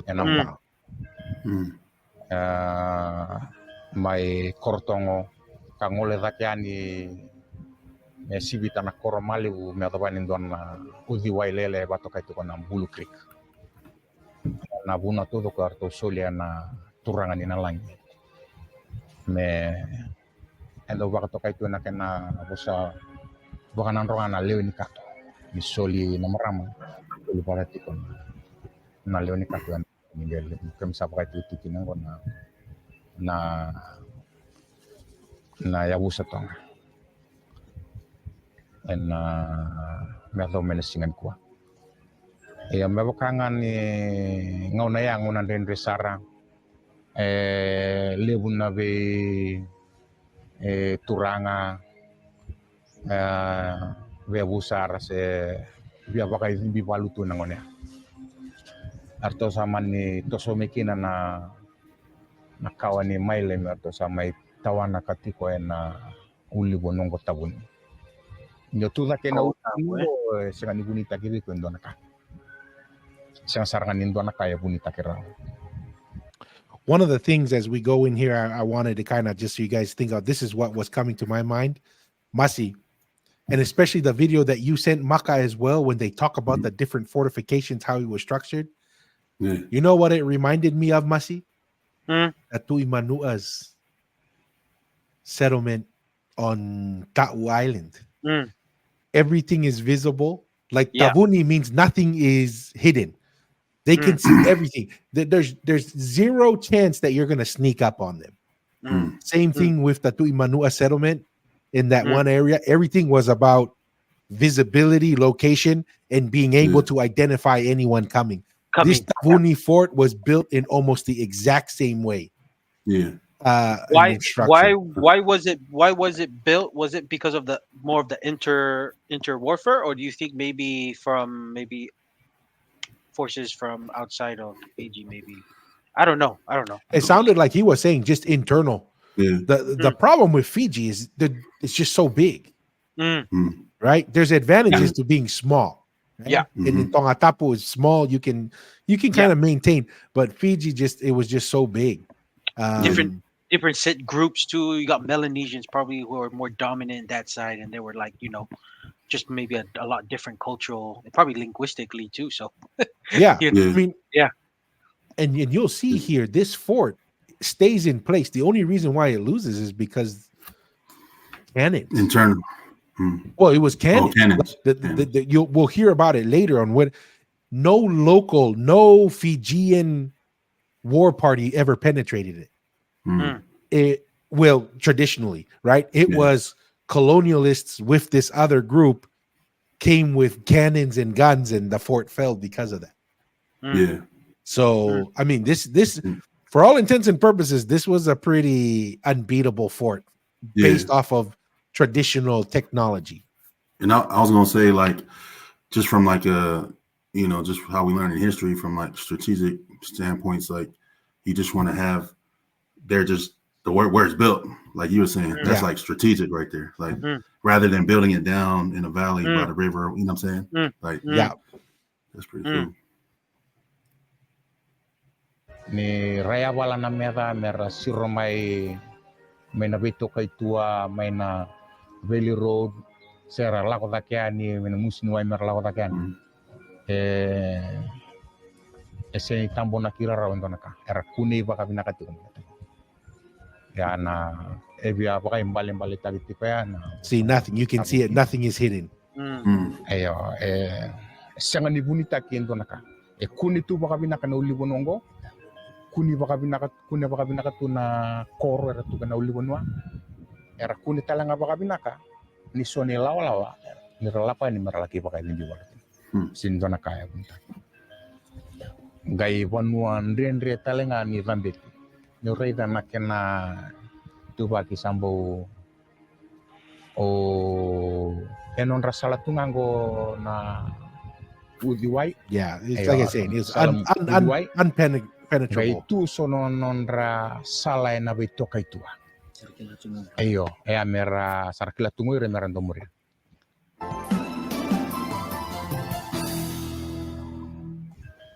Na io tio timbe kanivalu avo ke ana ivalu ni sabaka tokai tu me ivalu ni lotu baka tokai tu ni volai tu so other god ni the little of 1876 yani ndona songo ni soli ilavo ni lotu baka tokai be me baka missionary merenu vukeira na kauluto na irna missionaries vaka main na koron dalambia na koron makao main na yawa era mani kaji wana songo ya na turanga na kalevu nara tausoliki na lewe ni iwan mongo nandro ngarto ngai ya vam berati ko ene na turanga to ngarto tiki tabun eba kanganira. This is where the dispute comes from. Taumbe kasona vosa rong zambe ka endalingan ratu ni baltanirta ni rabulangi rangalomai rangai beratu ene na songo ni soli labun lutu. Sarmani bukilis talemayer na turango. Sa tirangan na kau mele sa matikino maila. Arto Whakawhisie kau Tonga in Fiji. So, I mean, and this comes back to what we were talking about earlier is why would they be called to come and help missionary work unless there were some Christians there? Right? And I said there's the other video that I saw that says that the oral history says that the Tongans were Christians. But it's kind of weird because they had, according to other people, there was a human sacrifice location. So I don't know, what the truth is if Midas leadership style was, hey, let the Fijians do their stuff. If they want to do human sacrifice, so be it. But we're gonna have our own. I don't know. It was just kind of different. Yeah. Lesumai nato sa may baka hindi bayo tali. Saram besta kan isun lutu. Mersalis tali matangan ang onabikan kan. Kwani balu baka tagay chukon na Liru of 1876. Arto mani balu watakina kena mati balu. I wanted to look up. I didn't look this up. I wanted to know who Kewa Levu is. But yeah, any thoughts so far while I look this up? No, I mean, I'll just go back to like what you said when is it Maile when he came in. I think you're coming to a new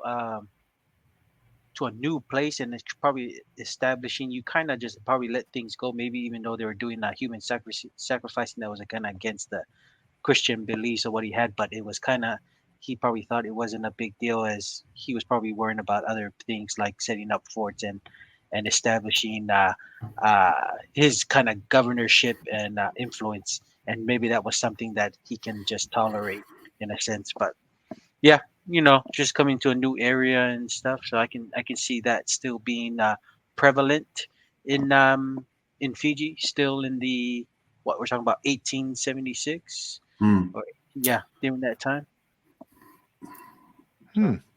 Now I'm looking at it. I could be wrong about the timeline because I think this could put Mafu before or is this his descendants? It's talking about Mare Laitaimi currently, right? These are his descendants. This is way after. Oh, way after. Okay. This is way after him. This is like his descendants. He's not even around. It doesn't sound like.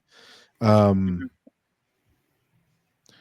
trying to just kind of figure out who this is, and I'll just share what I'm seeing here. It says Kewa Levu is a polity in Fiji that was in the heartland of the powerful Kewa Levu of Nakuru Varua, the paramount Nadroga. So Nadroga is, let's try and see if we can find that, because when I search up the other one, let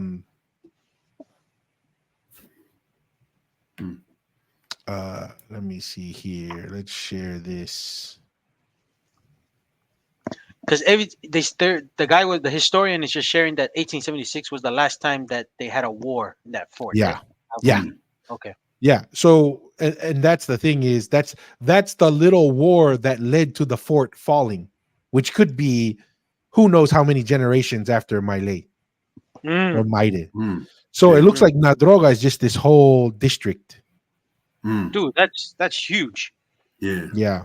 And so it looks like whoever the quote unquote most powerful, and you know, according to this, there's that Mavua, but you know we're looking at that Marawa, but there's that Mavua. Mavua. Yeah. Dude, so that's huge. That's a large area right there. Yeah. Yeah. So the Kawa Levu is a polity in Fiji. So it was the heartland of the power Kalevu of Nadroga, the paramount of Nadroga. The Kawa Levu was Naku Vuru Varua, has traditional connections with Rewa through marriage. So it has marriage to the Tongans in Rewa, according to one of whatever was installed as this guy because of his personality and good looks. Rewa, what does that really mean? Because I mean, you know, where I stay, Manu Rewa, that's a I don't know if there's any connection, but I'm just, what does Rewa mean in Fijian? So it looks like, I don't know what that is in Fijian, but it looks like the Kawa Levu is, I guess, a title in Fiji.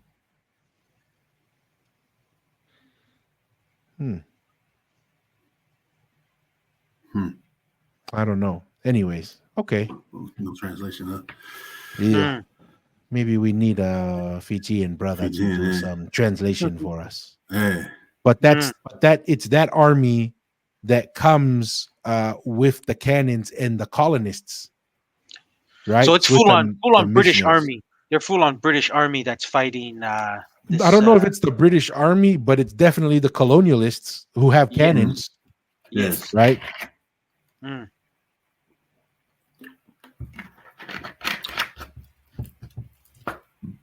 See, the colonial army, muskets.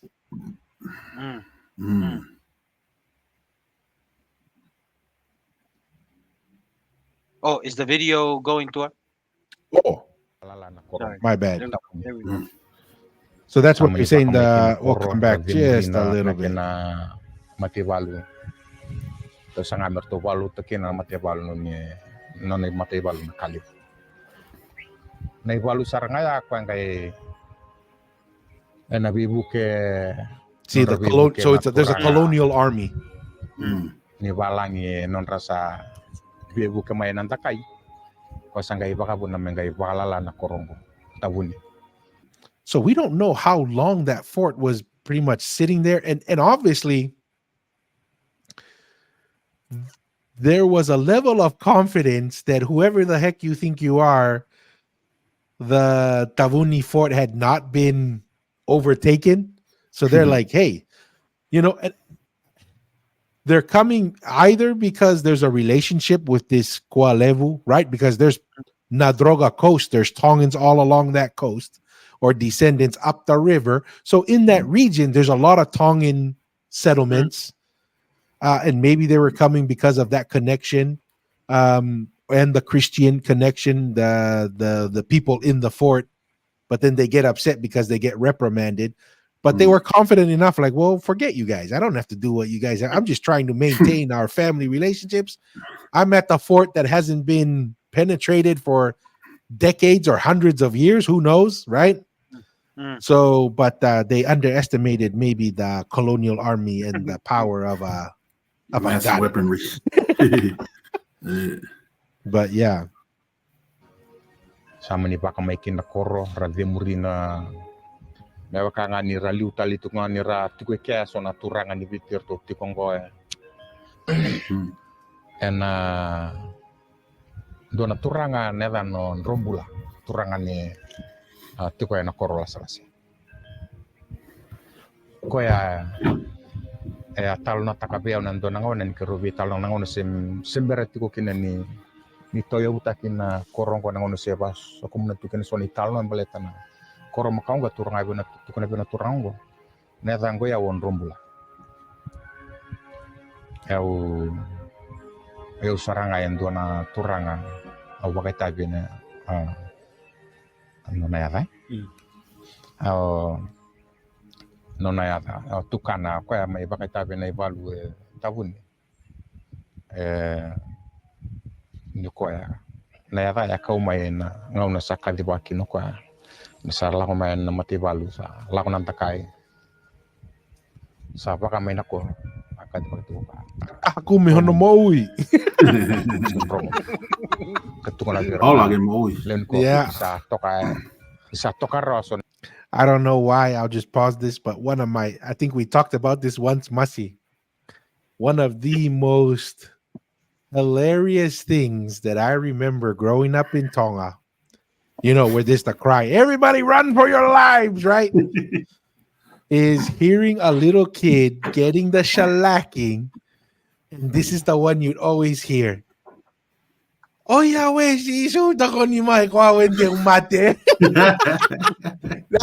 that I was like, that'll never get old, man. I don't know why. I would just crack up.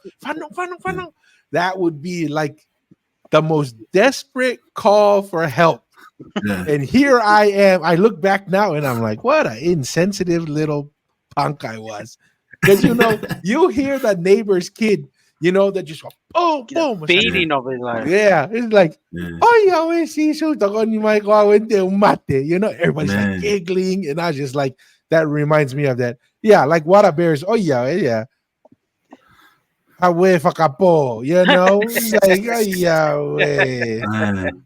like, but yeah, that just reminds me of that. It's like, I'm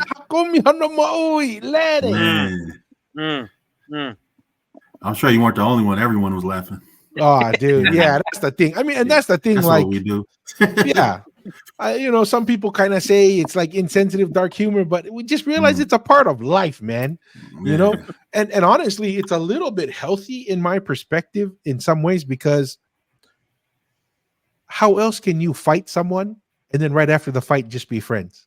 Because you just get over it, right? It's just like, hey, we just tried to kill each other, but it's nothing personal. We were just a little heated, It'll be like maybe everybody was just a little bored. Hang out. Yeah. But that's what I mean. Like nowadays, people get upset and they get so offended, but they can't get over it. They can't get over it and be like, hey, it's all good. We can be friends. I don't know. What are your guys' thoughts about that? No, going back to what you just said right before, that the way I look at what you explained is like that's releasing negative energy, like you let it out afterwards. It's kind of like, okay, yeah, yeah. But you hold it in, bottle it in, and I don't know, explode. Yeah. I was just thinking. I think Mako, you kind of mentioned it. I think this whole thing stemming up like you can fight somebody, and then next time you can be friends. It's stemming up when you would fight with a chief, and then the next or 2 weeks to a month, you go the other side, you fight against the chief that you were fighting for, and then you're still friends, but you can always change sides at the same time. So nothing personal. Nothing personal. Fighting with you on this fight, but this time I'm gonna fight against you the other week. So it's just part of those things you just gotta get over and don't hold grudges. I know. That's that right there. Don't hold a grudge. Hey, what do you think about that? That's a teacher. The T-shirt right there. Polynesian switch. Turn off the switch. Just turn it on and turn it off. But yeah, because it does seem like what like Maka shared, it looks like it was pretty common because even some of the George Mason stories that a lot of people would switch sides when they had some of these scuffles. So nothing personal. Nothing personal. It's just business. Nothing personal. It's just war. That's another T-shirt. Nothing personal. It's just war. That's the slogan right there. Yeah, that's hilarious. Anyways, that I couldn't help. That's just something that popped up. Oh yeah, we see sulta kon mai. Wow, ente mate. At Puni Fort. Na kan. Akal wa kwa na sana numira. Leoni korona ndro garambula. Meta bani reada na korna ndrala na bono na lai. Daba kangan ni sulimike nendo naturanga endo na marama me mai wati naturango. Arto laki tango makiti ko maikiana nebu Tongan. Ena bukuni wana nitakai sa murir. The Fijian war clubs, no match for the bullets. The flying medal. Yes. Tutu kan. Endo na nondo dona marama wakame nondo to buti ko na busona langi wakatoka meta no leo tabiti dona marama. Etu kuni kini talano. Nyoko ya na wana kede era na ngasau kede rawana takatukan. Ngasau kede rawana takatukan nerna na mate balu era murid juga nya. Na maramango kue tortongan dona iri enggak iri bawal tongan ngasau. Itu pun kumbo walengana. Powerful. Kadang bote lala walangay na mata na maramango. Why didn't the God protect them from losing in the first place? Ne abuso tonga rato kana huli bunong kota. Me ada besar ni rangai laki marroy nanduan na. Sounds better than a straight up defeat. Nang garabat. Kata besar mai rewanga. En ni kuwa sa tikin dona koro rewanga en loman ni bon watu kin dona garabat tu bakato kay me bukusia. En gara ni sanango limbasi kana nusulit cukutalan dona. Arli maru itu lama ya, nyata bani sauti na ngono ni bibal boluti, sara ya mesa pagandita ke na kena sa pakatite na kuspili biti masalu tu pakarito sa lustal na biloman, sarang kay to sumay na gusto nga tumay take, armay pakay tiko may atay ni udway may tiko tale na narata me bakanya bono ya kau mikin na matay ni watina na turango na sora tu kana tanyu way may see so they just spread to all their families in the different villages. Saramay bakay tiko na nakawan ni orismo ala sarabay tiko may naumay sa ratos sumay na kawan ni I mean, I think that covers the bulk of what I wanted to cover through that. But I mean, it just goes that the settlement, that's what kind of blew my mind, was the settlement and the really the expansion of the Tongan settlement or whatever was pretty extensive. Yeah, and that doesn't even include the Lao group and what was done there. You throw Lao in there, that's a lot of territory. That is. See, and it finally, now it makes sense, when we hear all the stories of, whenever the Tongans wanted to go and learn of war and practice war, they would go to Fiji. They weren't just going to the Lao group, they were going to the mainland Fiji because there were Tongan colonies all over the place there. Right? So they're going all over there. I mean, that really, now the stories of how, hey, if you wanted to learn war, you go to Fiji, you practice there, and you come back, and you're very seasoned, we're very knowledgeable. Because you would hear a lot of them go there, and then you would hear, oh yeah, they were super successful in Fiji. And I used to think, like, how were we super successful in Fiji? Like, you would have to take an army there, and all they said was him and 5 guys or 20 guys went, and they're over there like winning major battles. It could be they're just going and reconnecting with the guys in the Lao group. You're talking about Maile's descendants all up the Sigatoka River and on the coast, southwest coast of Viti Levu. I mean, they're just making connections with the Tongans there and leveraging them. I don't know. That's just kind of the things that came to mind. Well, a little side note too. I know, weren't there a couple? I'm talking about, this is probably several hundred years before this, but like I know there were a couple. Weren't there a couple like three Tongans assassinated by Fijians, right? In Tonga, like. Yeah, I don't know. Couple Javier. There was like Javier and another Javier. But I'm talking about like there's been relationships for a long time, you know. Yeah. Yeah. So Tonga's been in Fiji for a long time. Yeah. So I know one of the I know any other comments on the video or just the idea itself. Any other thoughts? I did.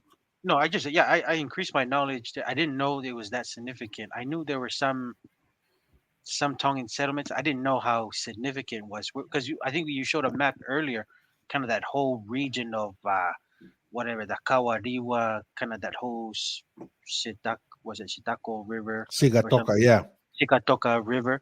That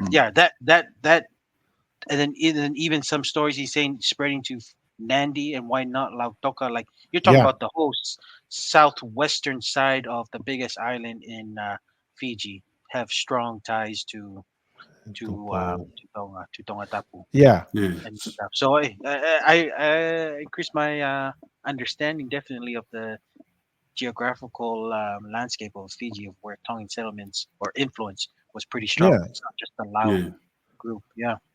So if I remember correct, so you have this whole thing right here, right? Mm-hmm. So this is the Lao group right here. We already talked about Kadavu right here has a Tongan, and then you're basically cutting this whole section right here. Yeah, Tongan influence at the very least here. Where was Bao? Bao was in that Suva maybe, over here. Yeah, just that region. Okay. So this I just know. Yeah. So, dude, that's so basically, and then the Rewa guys are over here. Yeah. That's and have you guys seen pictures of Bao? Yeah. Bao? Yeah. Oh yeah. He kind of looks like Alfahawa a little bit. Almost. Yeah, he looks Polynesian. So if we're saying this is where the Bao area is over here, right? This is where Maile and all his descendants are over here, and the Rewa chiefs are over here. That's why Bao is talking to the Tuitonga. I mean, it makes sense to me now why these conversations are happening. Right? Is Bao, he looks like he's Polynesian, right? And then if I remember correctly, Ma'afu has a couple bases or like couple areas here on the coast that Ma'afu has, and then you have the Lao group, you have this section over here. The Tongans were much more widespread than I ever thought. I had always just thought Lao group, that was about it. Right? I mean, it's extensive. Yeah. Oh, yeah, because it goes on to the question of like, even when, like I kind of mentioned it before, and this could be the transition to this part, but like whakawhisi is more of a weak term in Tongan, when the way Tongans use it. So I don't know with Tongans, when guys like Maile or Matamai, when he goes over, maybe it was just he was so confident, influences like, whakawhisi, I don't know, they're not that bad. I don't know, because and maybe that word has carried on to some sort, because even to now, when you feel like you're giving up and you're doing, don't whakawhisi, don't be a whakawhisi way. Don't do it. I don't know, but I'm just saying that could have the root word of where whakawhisi kind of comes from. If you're talking about, we're not talking about this Latamai guy, but then there's the Ma'afu guys who just it seems like there was no kind of barriers or guys that were really obstructing their advances into new settlements everywhere they were going. So I don't know. I'm just kind of throwing it out there with the root word. I'm not too sure of the whakawhisi, but I'm just saying this could make sense. Masi, that word whakawhisi. I'm gonna have to push back on you, man, because look at what Jay said.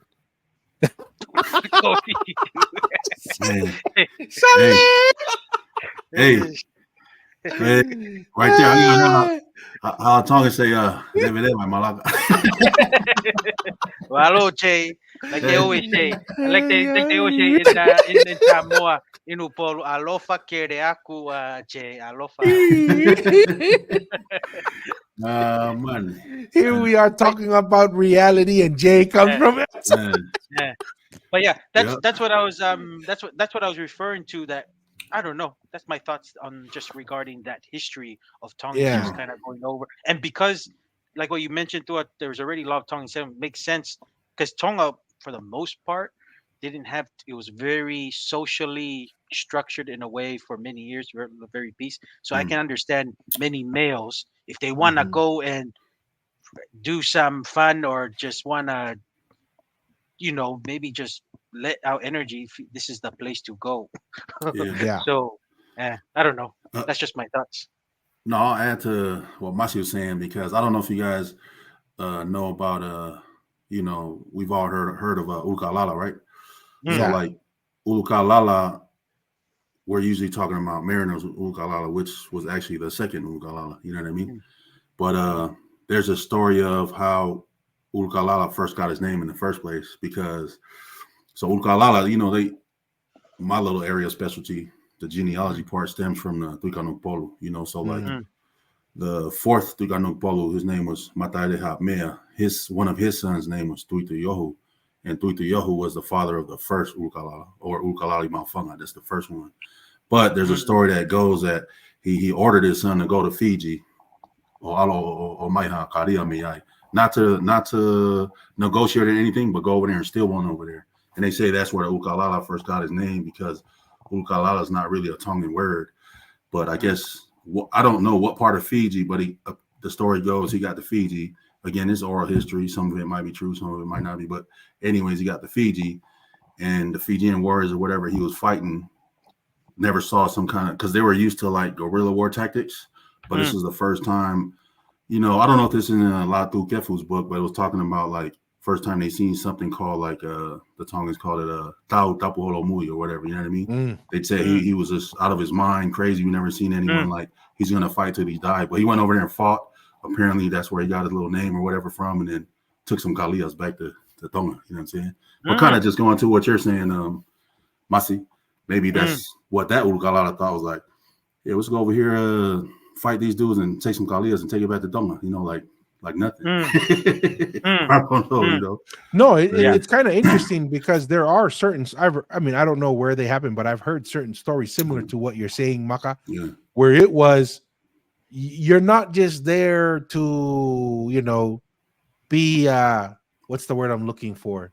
Strategic. You're coming there and you're wiping out the whole place, right? You're just coming up like you're saying. It's just wiping up the whole place, and stories of certain battles in Fiji where that was the case.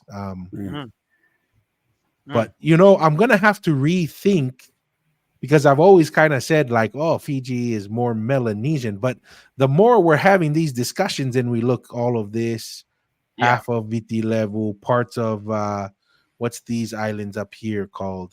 Sorry. So all of this, half of this. And then I also know Ma'afu had certain influences up here in Vanua level. Not a whole chunk, but so he had certain spots here and there. Or something, right? Or like now I'm thinking, it's like, no, then I guess if you really take into totality, you could say really Fiji is Polynesian once you look at the extensive influence that Tonga had in there. I can now it makes more sense why you would say Fiji is Polynesian, even though there's a Melanesian population there. But if we look at just the overall influence, one could make that. And then Wallace and Futuna is over there. But that's the question. But was some of the oral history that I've found out that Polynesian was not the first in the Fiji Islands. Maybe the Melanesians were already. I don't know. That's what I know, or were Polynesians first there? Because I just understand from my oral history was all the Polynesian islands were Polynesian, like Welles, Futuna, Tonga, were all Eastern Polynesia up to Hawaii were first settled people. First people set foot were Polynesians. But from my understanding, I thought like Fiji was one of the few that was Melanesians were already there, but Tonga, just because of maybe advanced civilization, were able to kind of just like this guy, this Latamai guy, was just going over and establishing his influence because he was Okay. much more advanced. But I don't know. I could be wrong. If maybe the Polynesians were first there in Fiji, but I don't know. I'm not Do too you sure. But I guys don't know see that? Melanesian. What the heck is this? Tuvalu, Tonga. Tuvalu. That's another Polynesian island. Tuvalu. Yeah. Huh. Interesting. Is that another supporting evidence right there? No, that's what I'm saying. I'm just saying. I just never. How Ma'afa, Look at that. Vaitupu. That's crazy. Hey, Jay. I'm pretty sure that Tui Manua was here too. I just don't see the name. I'm sure it's in here somewhere. Somewhere there. I think whoever the Tonga dude that brought it over here brought the Tui Manua with him. It said, hey, right here. Let me see here. So what I don't know. I mean, it's very interesting. I think to Masi's point, like well, obviously if you just look at it physically, Fiji's it's the vicinity, you know what I mean? It's just right there. It's not too far. So I mean, there could have been people, I mean, obviously there before Polynesians or whatever, but because it's so close, they just dealt with each other for so long. Maybe longer than we would have thought, you know. So but just to think of the story of Maile Latamai is kind of like, you know, his descendant there, you know, I'm not trying to argue with him, but going from what the sources I got is kind of like, let's just say if he was exiled or whatever, right? Yeah. It's just crazy that he would just, let's go over here, check this out, you know? Yeah. Before any knowledge, we don't really have any knowledge before anyone settling there. But he just happened to just show up out of nowhere and just like, let's go down this river and then, you know, take these little, let's settle here and settle there. Kind of like, that's just pretty crazy to think of. Well, and that's what I'm talking about. Like, it's one thing to travel, right? It's one thing to be like, oh yeah, we can go to. It's one thing to show up and set up social structure, military structure, right? A fort that lasts multiple generations. That is kingdom building, if you want to call it that. You know, that is knowledge that's why, I mean, you know, when you hear stories of like, oh, Tui Manua, some people, like we saw that Micronesian thing, right? The Tui Manua, they don't talk about Tui Manua establishing a political, social structure or ruins. They just say, oh yeah, a guy showed up from Samoa, it was the Tui Manua.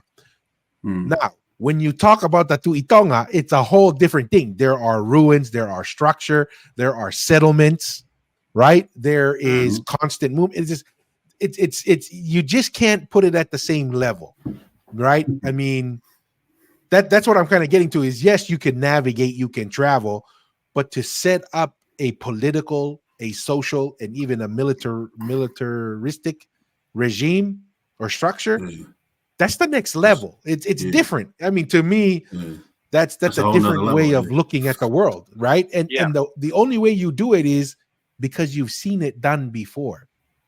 And that's why you can do it so quickly. The only way Maide, is it Maide? The only way he could do that so quickly is because he's seen it done before. Right? Like that's the only way. Within his lifetime, he builds a fort. He has multiple settlements, right, throughout Fiji. And then he sets up a fort and he's intermarrying. He understands. I guarantee you, he wasn't just marrying random women from these villages. He's like, hey, who's the most strategic marriage that I can have that gives me social stability, political influence, something that allows me to establish myself.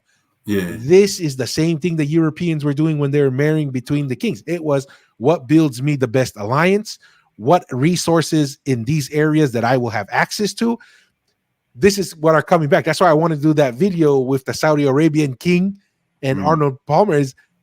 It's a different way of thinking. If you understand how to build a nation, how to build stability, build alliances, that's how you come in and you can establish yourself, right? You're just thinking at a different level. That's different than, oh, my boat can reach Viti level or whatever. So what? Everybody can get a boat and reach there. The question is, can you establish an organization that is thinking like a king, right? Because he comes from a kingly line. They say he was a prince.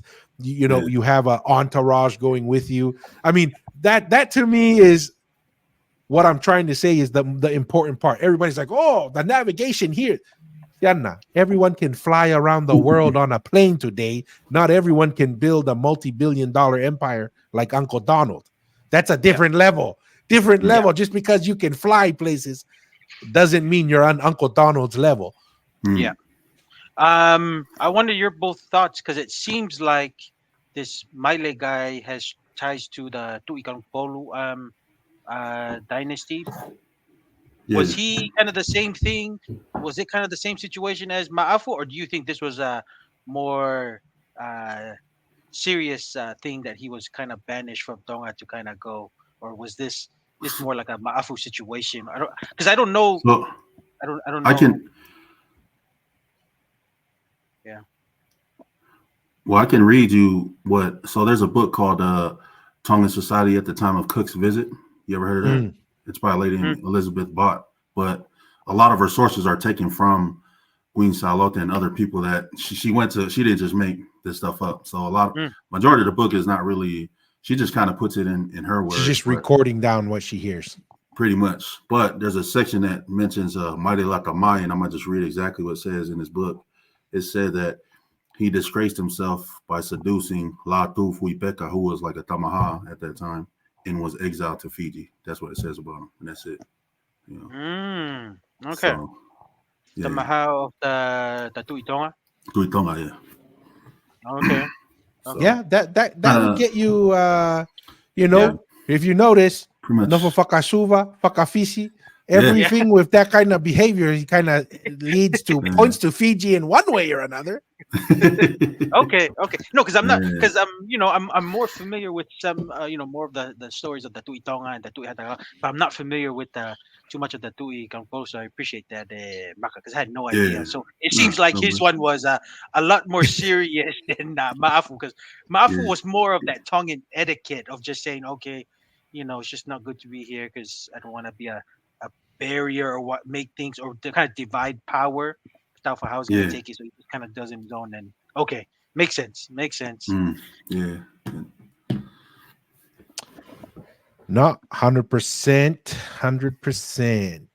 How about what are your thoughts? No, there's a good point here from Tongan style. Another part of the Tongan kind of approach is you set up the system and then a tributary system, right? Inasi, Polo Polo, and how that sets back. And then George is on fire today. Man. So ultimately, it gives you a free ticket to Fiji. Hey. Yeah, that's what happens when you get a little bored. Yeah.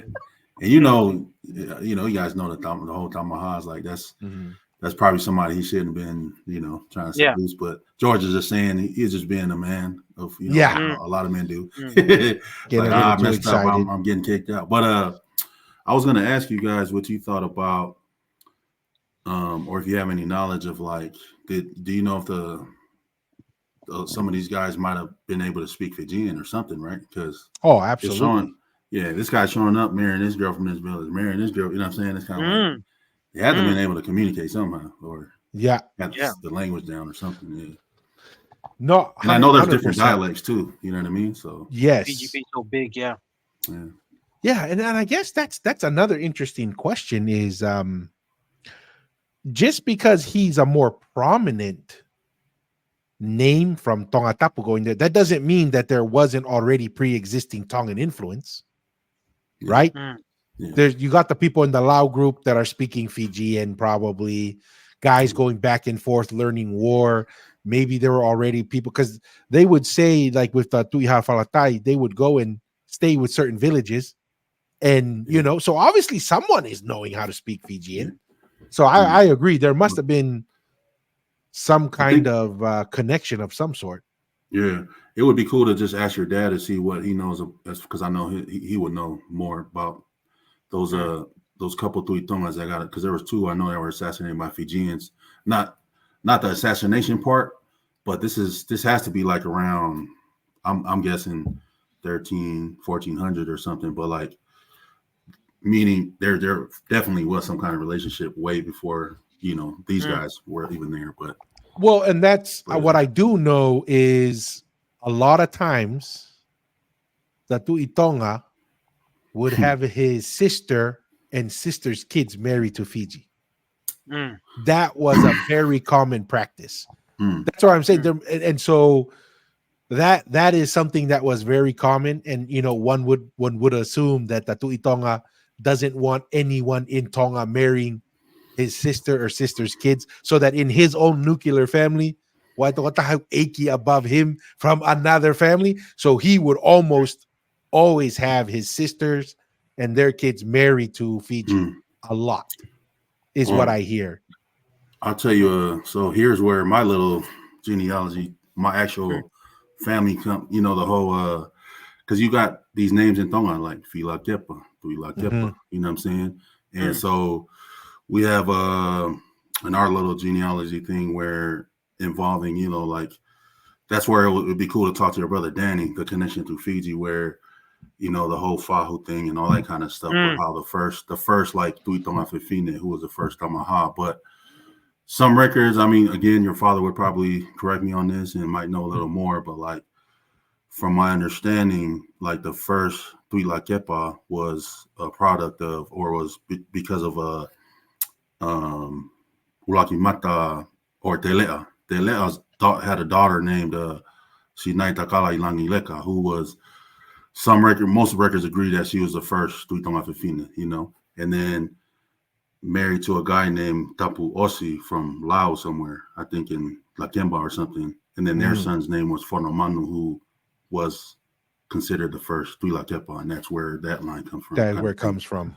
To tie into what you're saying about the marrying into the Fijians and not a Tongan, because how they say the Tongans wouldn't have, Tongans weren't allowed to marry royalty or whatever during those times.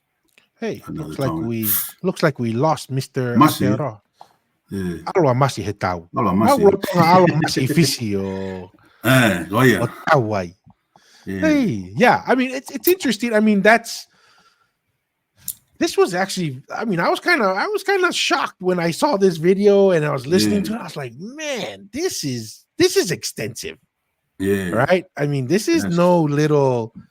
It really changed my perspective on the relationship of Tonga and Fiji, because I always just kind of felt like, it was just just a warrior, just kind of Hey, Masi, sorry, somehow we lost you, but Mate laptop. Yes, I just got the charger. Plugged it in. The laptop couldn't handle the storyline. He's like, oh yeah, wait. But yeah, I mean, this was really insightful. I really appreciate you, Maka, bringing this up for this discussion. I think this was extremely educational. Yeah, and great inputs. It's good to have people, like I said, I'm not well versed in the Tuikan Polu side and stuff. Some of those connections, it helps kind of fill in the gaps and puzzles just to gives understanding on some of the oral history and stuff, and just going through the stories and settlements too. Yeah, and for anybody watching, I don't want nobody to think, so we talk about, they saying talking about Fia Ake or Fia Mip. I'm just talking about the family. I'm just talking about we're just having a conversation and the connections to. This is the Fijian part, So just pretty cool to see that it wasn't just. But it's cool to see it wasn't just Lao. It was, other islands that we didn't really think about. Big island, yeah. That's crazy. Oh yeah, Masi, we almost had a revolt. Oh yeah, people were upset. Hey, it wasn't me, George. It wasn't me. Wasn't me.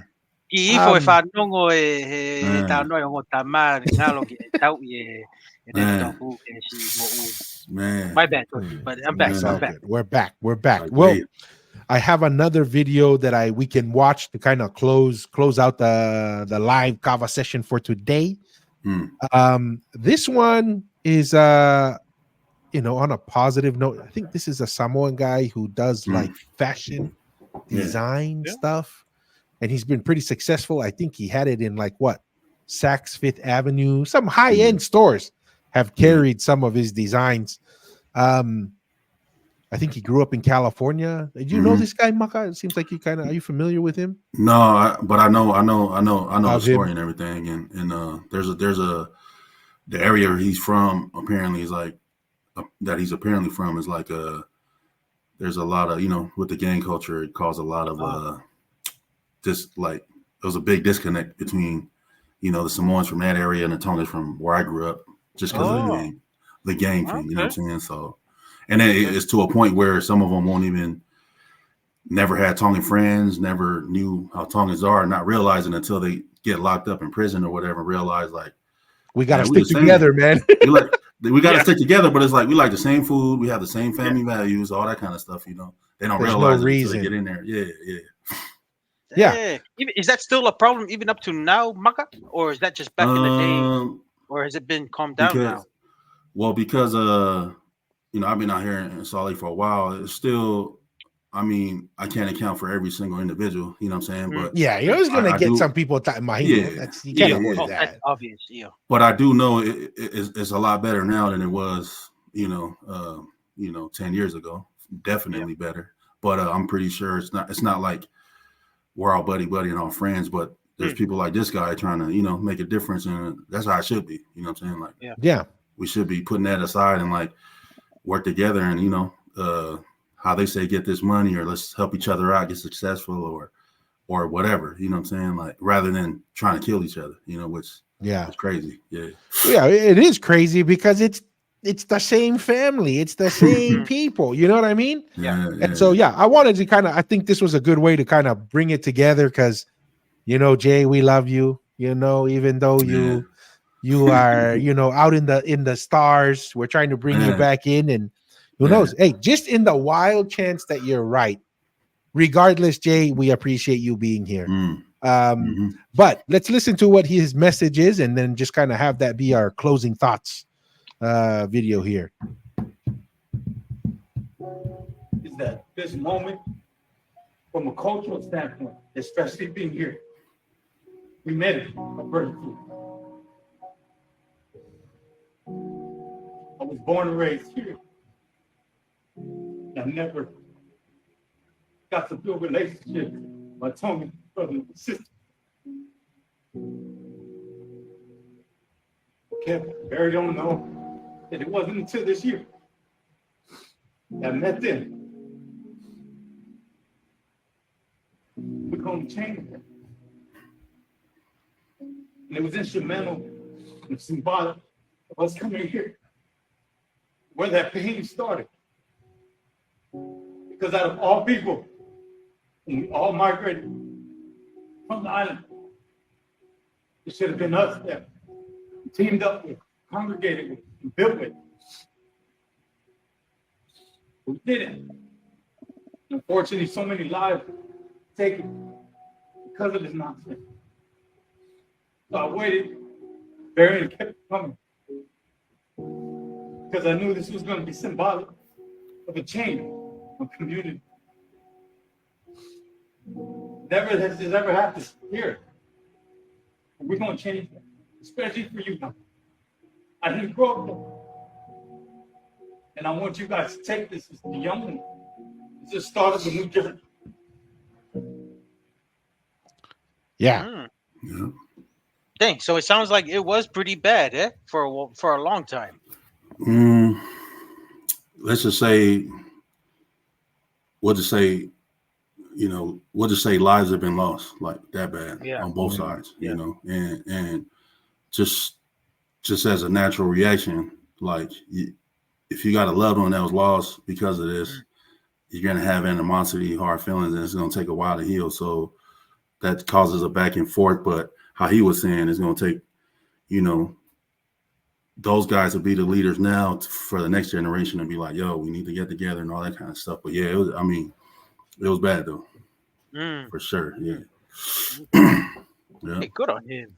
It just takes one person to just spark that change, and then everybody can, start making their inward movement to make things better. Because at the end of the day, we are 0.0 three in the census in America. Yeah. So Not yeah, even 1%. yes. Yep. So Yeah. you put it if you think like that in that perspective, hopefully you can understand and then understand the history of Polynesians and us Yeah. being one. That would help. That would go a mile. But hey, that's good. Yeah. Thanks for sharing that, Tua. Yeah. Appreciate that. Yeah. So I mean, it's at the end of the day, we just like we said, it's the same family. Nothing is more sad than internal fighting within a family, Yep, right? that's I for mean, sure. that's What's up. Yep.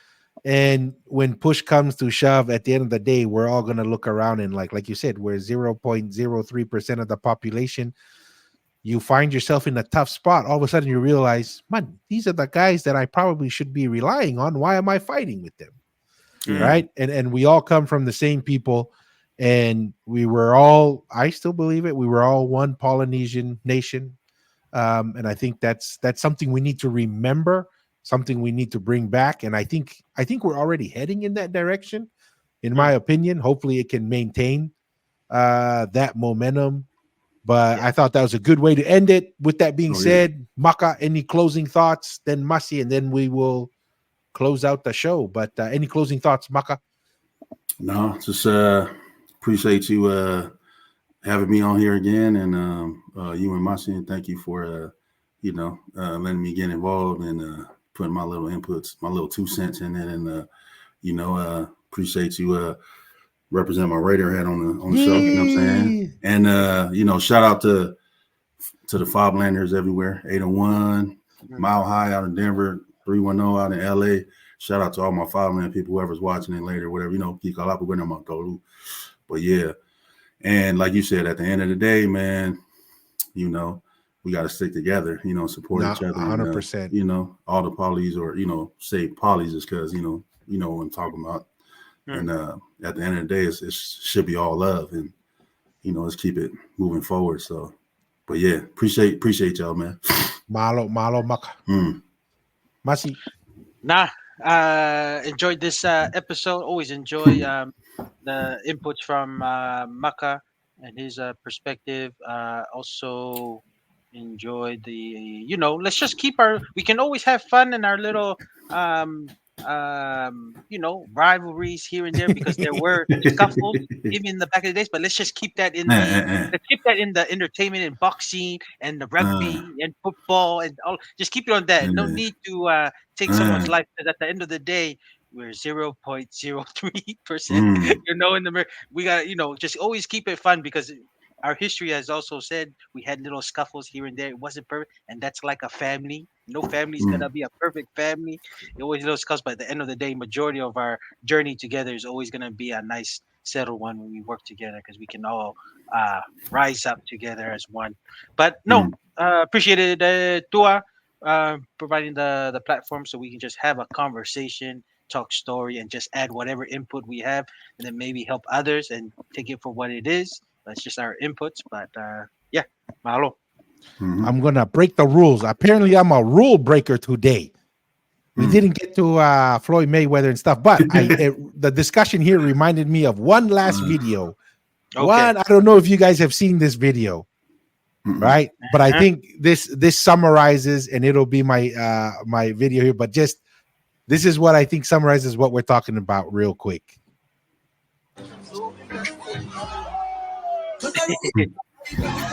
There